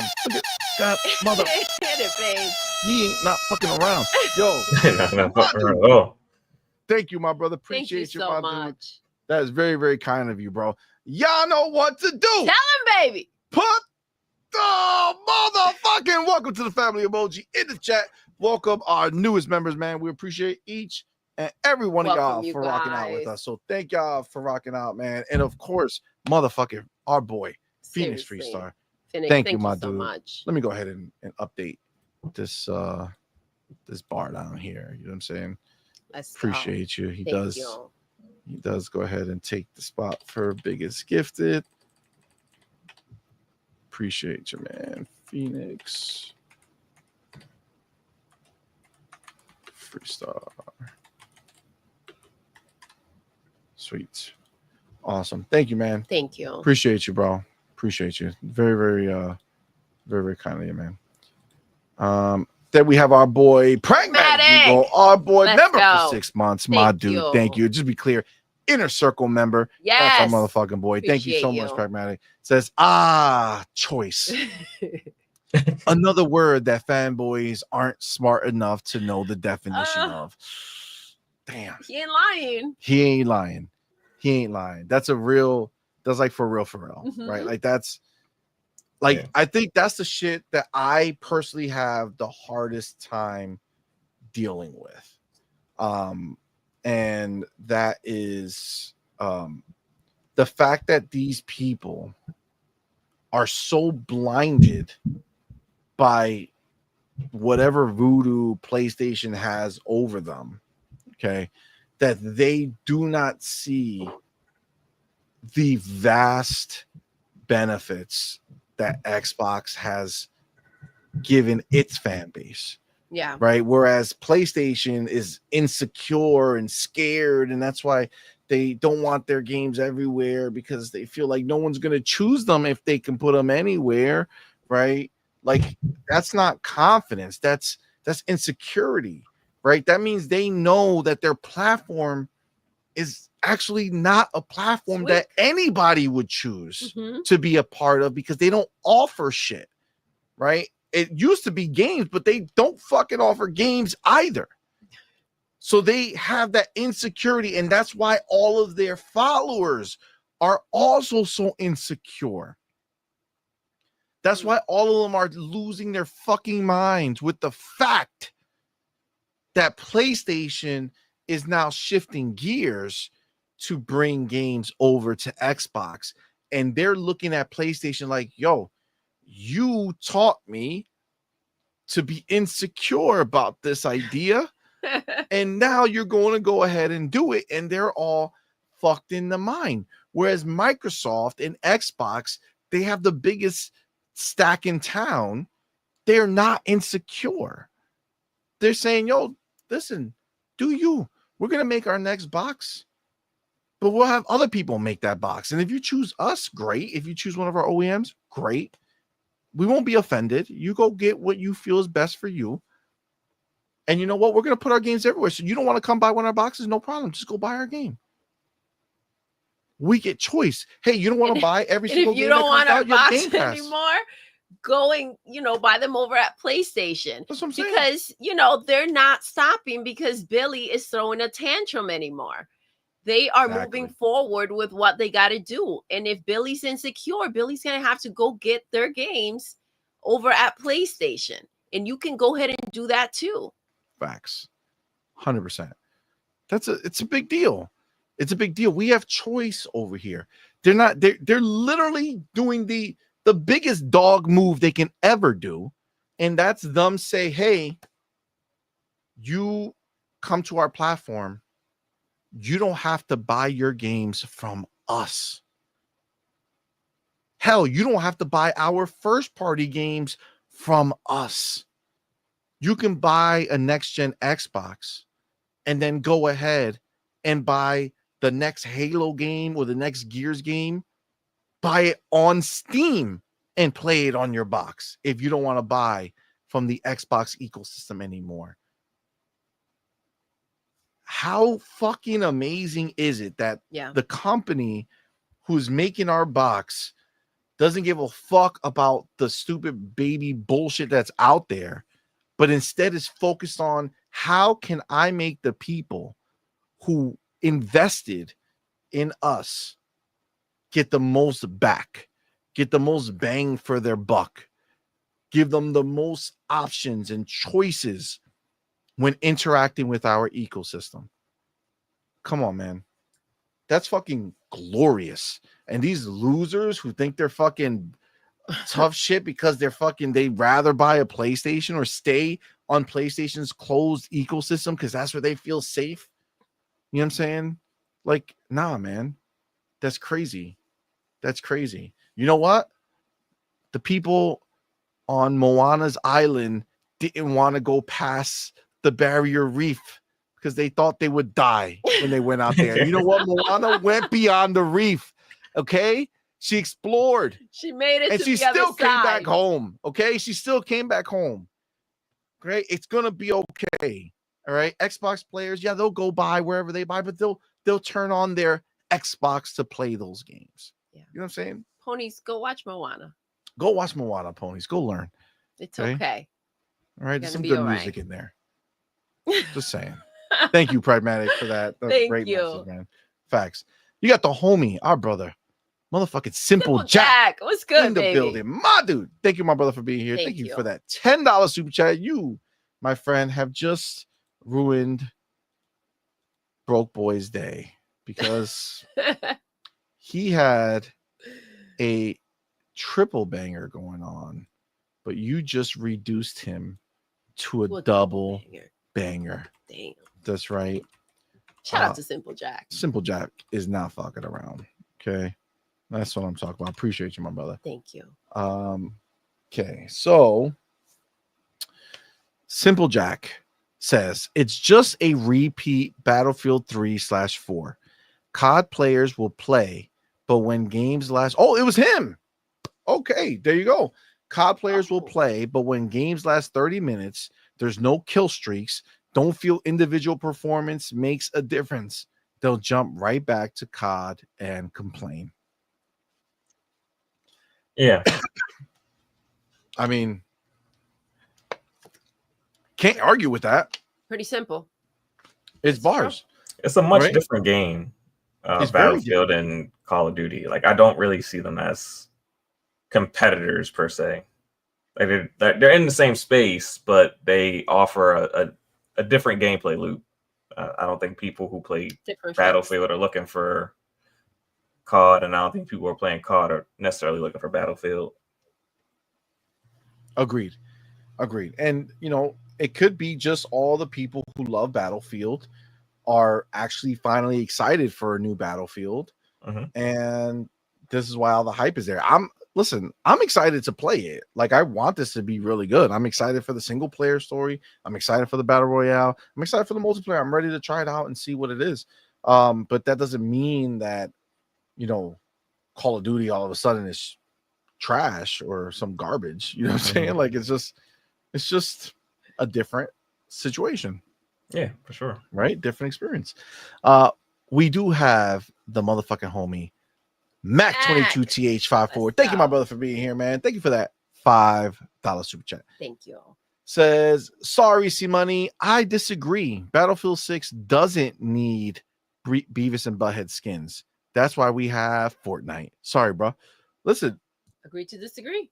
That's fine. And honestly, excuse me, I don't think Battlefield 6, to be fair to them, I don't think it necessarily lends itself the same way as Call of Duty does to skins, because Call of Duty is way more like close quarter, right? So you're seeing these skins often, right? Like, you're running around in circles and going crazy, shooting shit, and you're seeing these skins. You know, Battlefield, obviously they have those side versions, right? Their side modes that are close quarter combat, but I'm going to even imagine that those close quarter combats are probably still big. you know, like bigger. But even if they were, I just don't think it's necessarily fits their vibe. So I can understand why they don't have it. Yeah. I'm just saying you don't have to do Beavis and Butthead, right? Like for me, I saw that, I was like, holy shit, I hated that show. But I had to buy the skins. You know what I'm saying? I had it. I am Cornholio. Right away. Right? It was some stupid ass shit. I hate every time he came on. I was like, why am I watching this? It's so stupid. But I watch it. It's stupid shit, right? I know it's stupid, but it's still funny, right? Yeah. And I feel like for me, that's what it's more about, right? It would be funny as shit to fuck people up as this character, right? Like that's where I'm at with it. But again, Call of Duty is a different vibe in the multiplayer.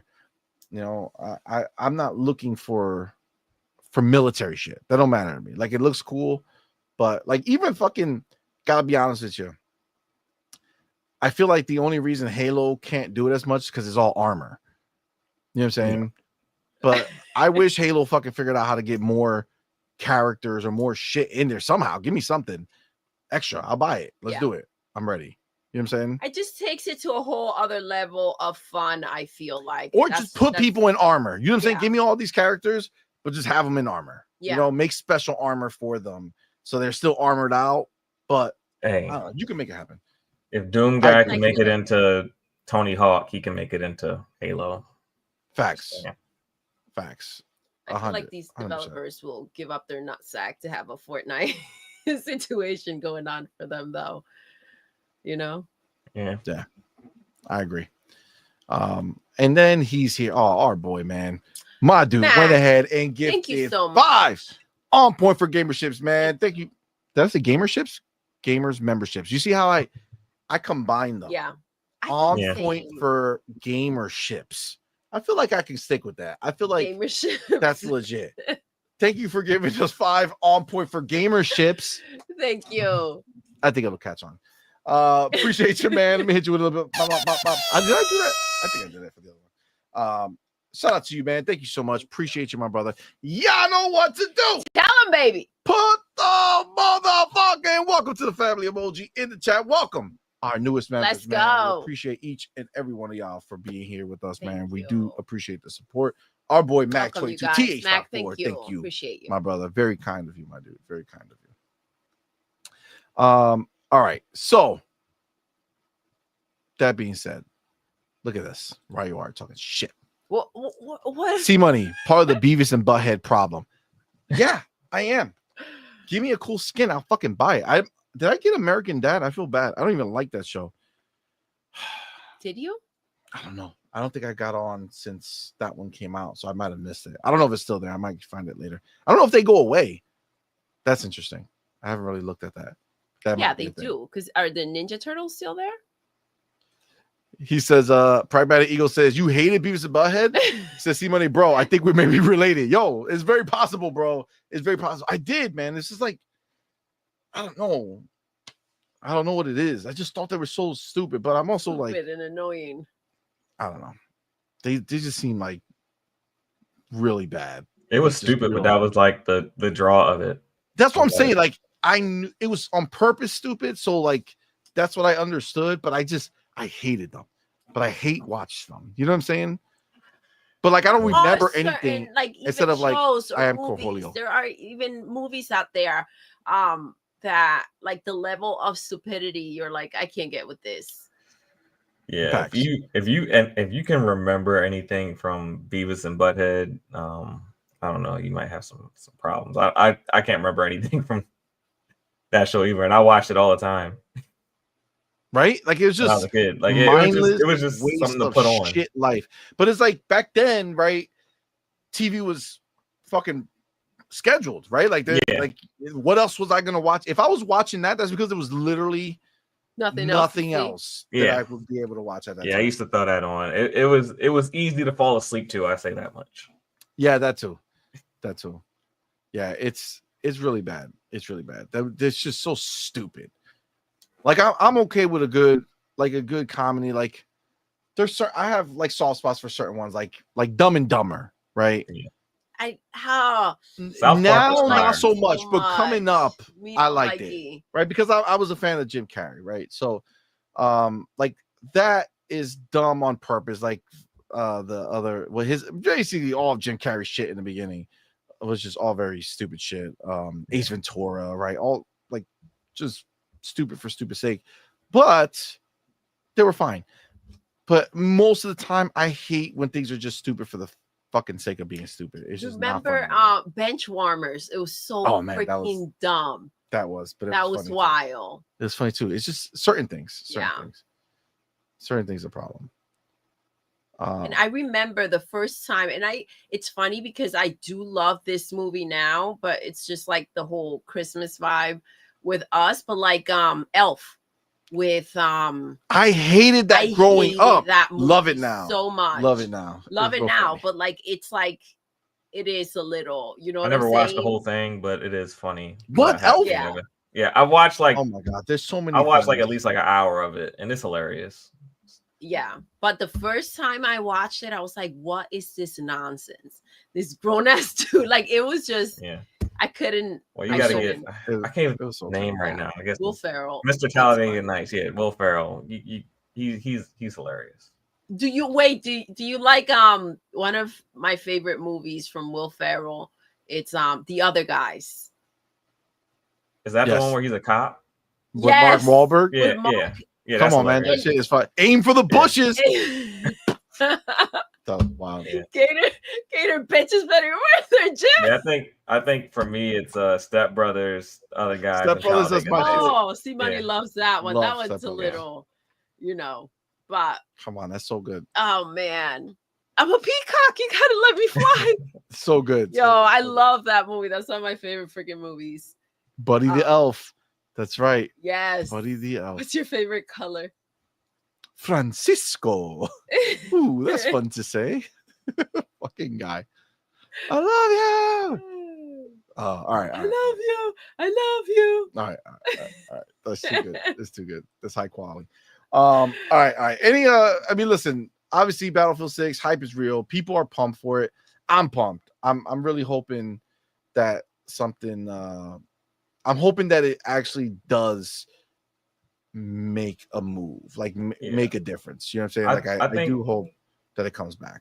I think a little bit of the hype is slightly disingenuous in the sense that I feel like a lot of people are hyping the game because it is current gen only.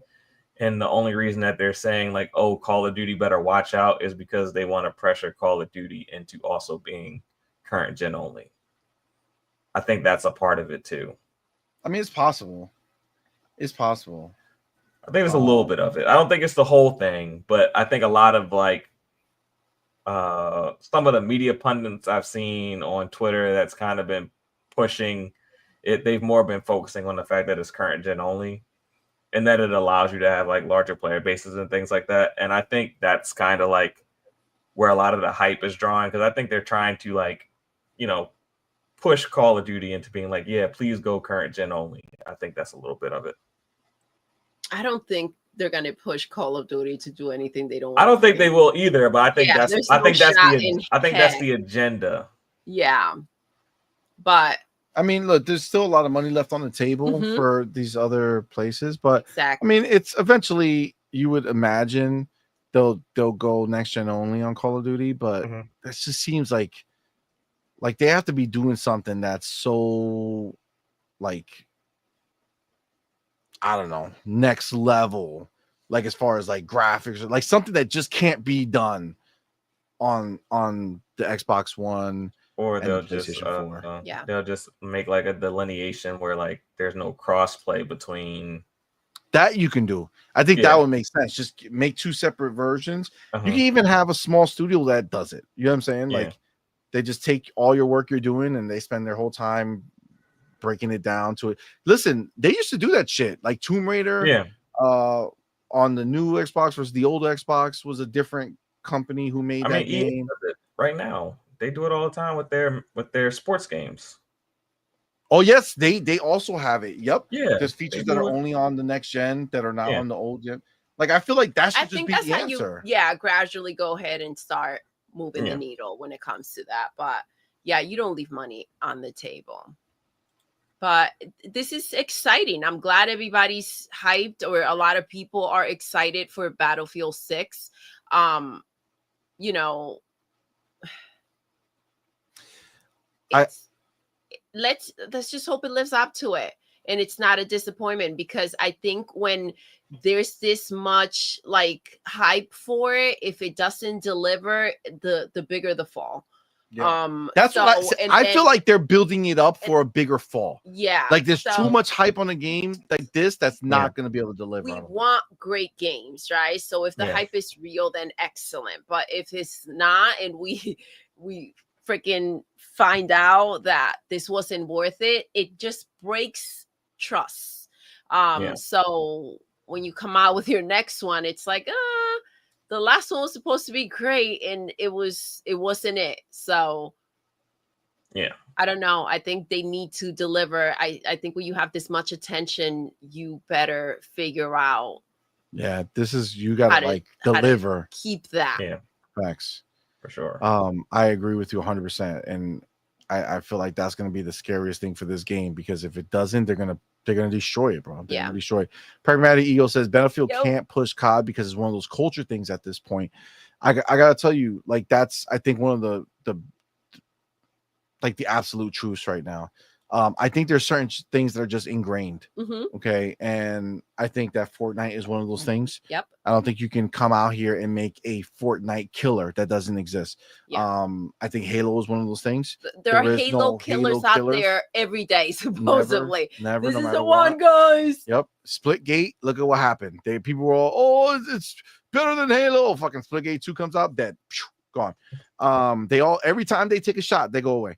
Yep. And I think Call of Duty is one of those. I think Call of Duty was in the battlefield with Battlefield at a time. Yeah. Where it was like, who's gonna come out? Well, it's clear. It's like clear as day, right?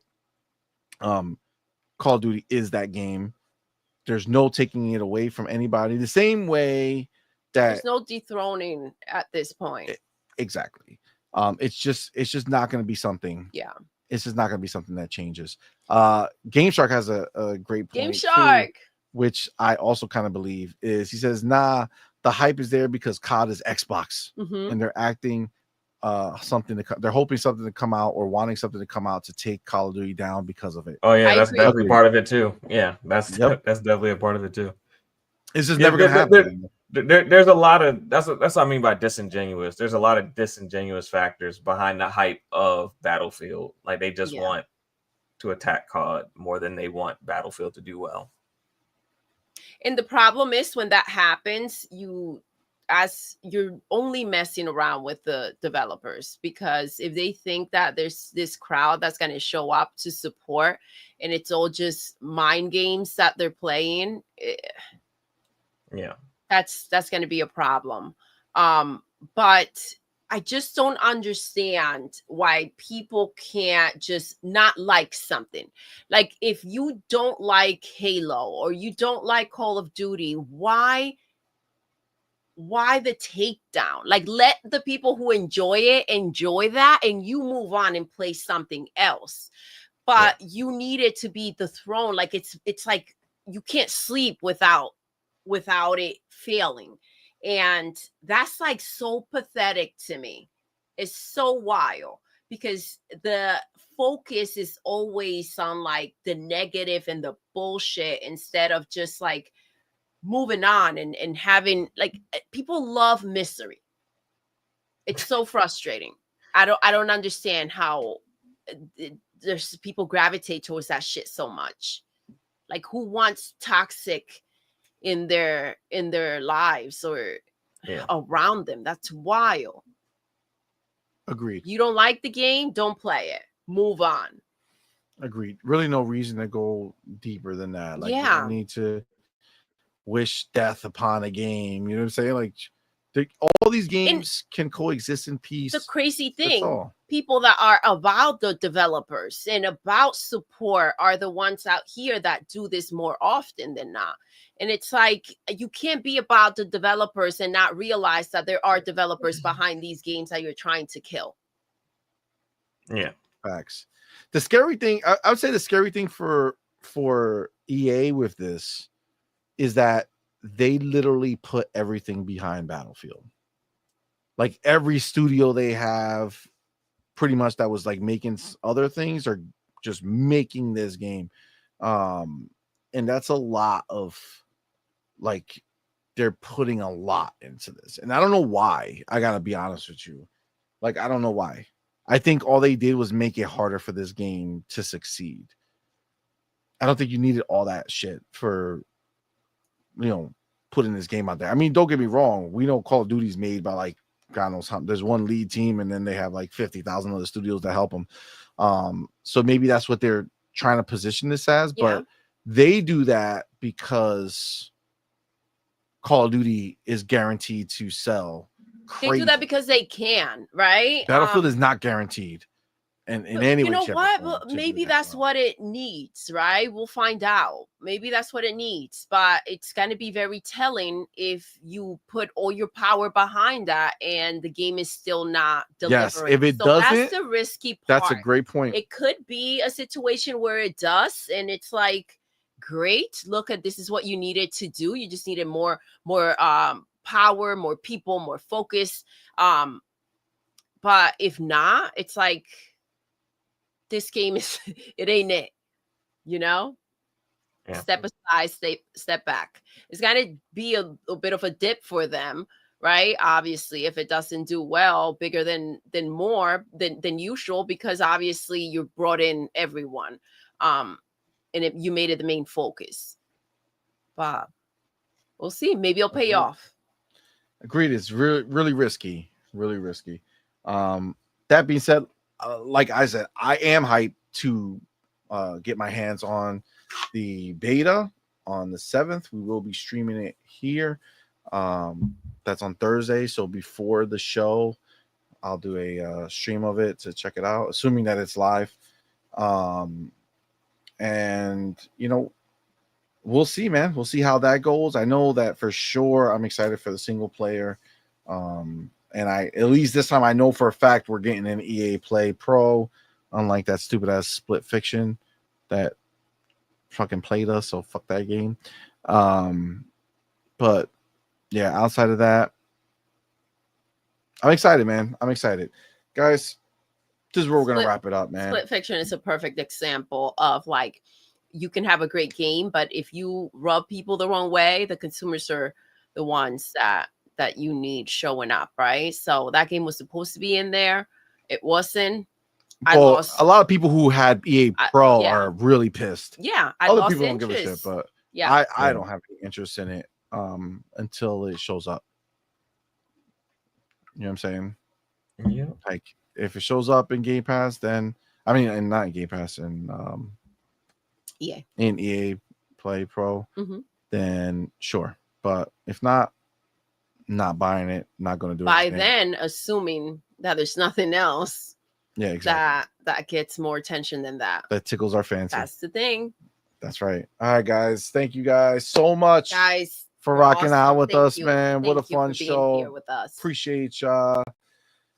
Shout out to everybody who's live in the building with us, man. You guys are the shit. Shout out to everybody who super chatted, who went ahead and gifted memberships, man. You guys are the shit. Thank you all so very, very, very much, man. Of course, we want to shout out everybody who supports us over on Patreon and on YouTube memberships. You guys are the shit. Thank you again for the support. Of course, always remember the show's brought to you by you, so we do appreciate y'all. And then, of course, we got to get our elite members out here. We got Big Boy Mike, Dark Angelic, Queen Witch, and Coach Canuck, man. You guys are the shit. Thank you so much. And then, of course, we have our Inner Circle members. We got our boy Big Maze Gaming and our boy Pragmatic Eagle, who's right there in the building. Yes, appreciate let's go, man. Thank you guys so much for the support. Shout out to the first 2 people in the chat, the supers and the specials of the night. Best spot of the night was our boy Eric in the building, and we had our boy User for Games and Do You K Now, the boy bit Insider. First super chat of the night was from Broke Boy Insider, so he went ahead and had a double banger this show. Biggest super chat was from our boy Simple Jack with that $10 super chat, and gifted memberships. We had our boy Phoenix Freestar come through with that 20 gifted. Thank you guys so much. Remember, you guys all made the list to see our rankings for the month, so we're gonna see who did the most of everything each show and who does it the most times. And then you'll be on. We're gonna make a part of the banner that's there every single time, similar to our inner circle members and our, it would just be a forever on there for the month. For that and then month, we'll rotate it out. So the month of August will be out for September. Exactly.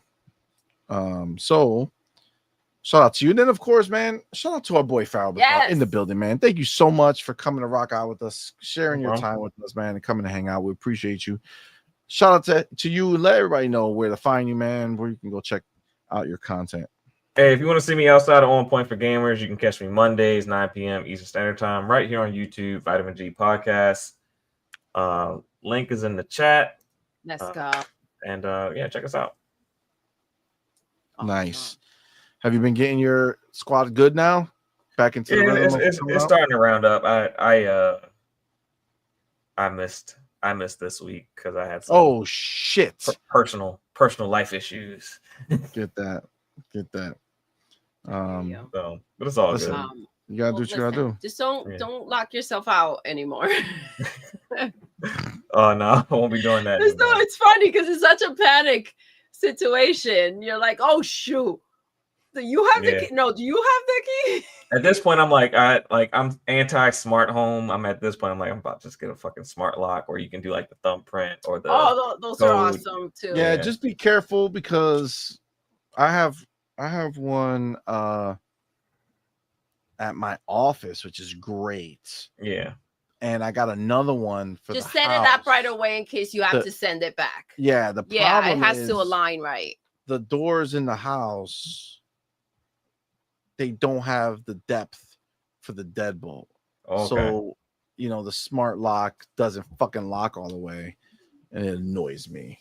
So, but that being said, but then you go back to your regular lock. Yeah, then you put on the regular lock, so you don't need the smart lock anymore. But that's just what it is. But if you get it, test it out right away and make sure it's similar to us. He said I had one on my front door. I had to remove that shit. Yep. Yeah, we tried and failed. So we thought it was us doing I was like, what's going on? Why doesn't it work? Well, what am I doing wrong? Yeah. It is what it is. So so sometimes doesn't work. Just measure shit. You know what I'm saying? Yeah. Measure shit. Yeah, for sure. Yeah. But yeah, man. Yeah. So guys, thank you again. Appreciate y'all. You guys are all the shit. So thank you for rocking out with us. Thank you. And with that, we're gonna go ahead and end the show the way. Oh, wait, remember, we'll be back Thursday, 8 p.m. No, earlier. Oh, excuse me. Bless you. Bless you. Thank you. Yes, earlier Thursday. Yes. We'll be back Thursday earlier in the day, and afternoon, because we'll be doing the Battlefield stream, and then we'll be there back at night, 8 p.m. for the On Point Gaming Podcast. So thank you guys again. Appreciate y'all. And with that, we're gonna go ahead and end the show the way we end every single show. Doodle. Yes. We are done. We are. Until next time. You're intruding. You're intruding.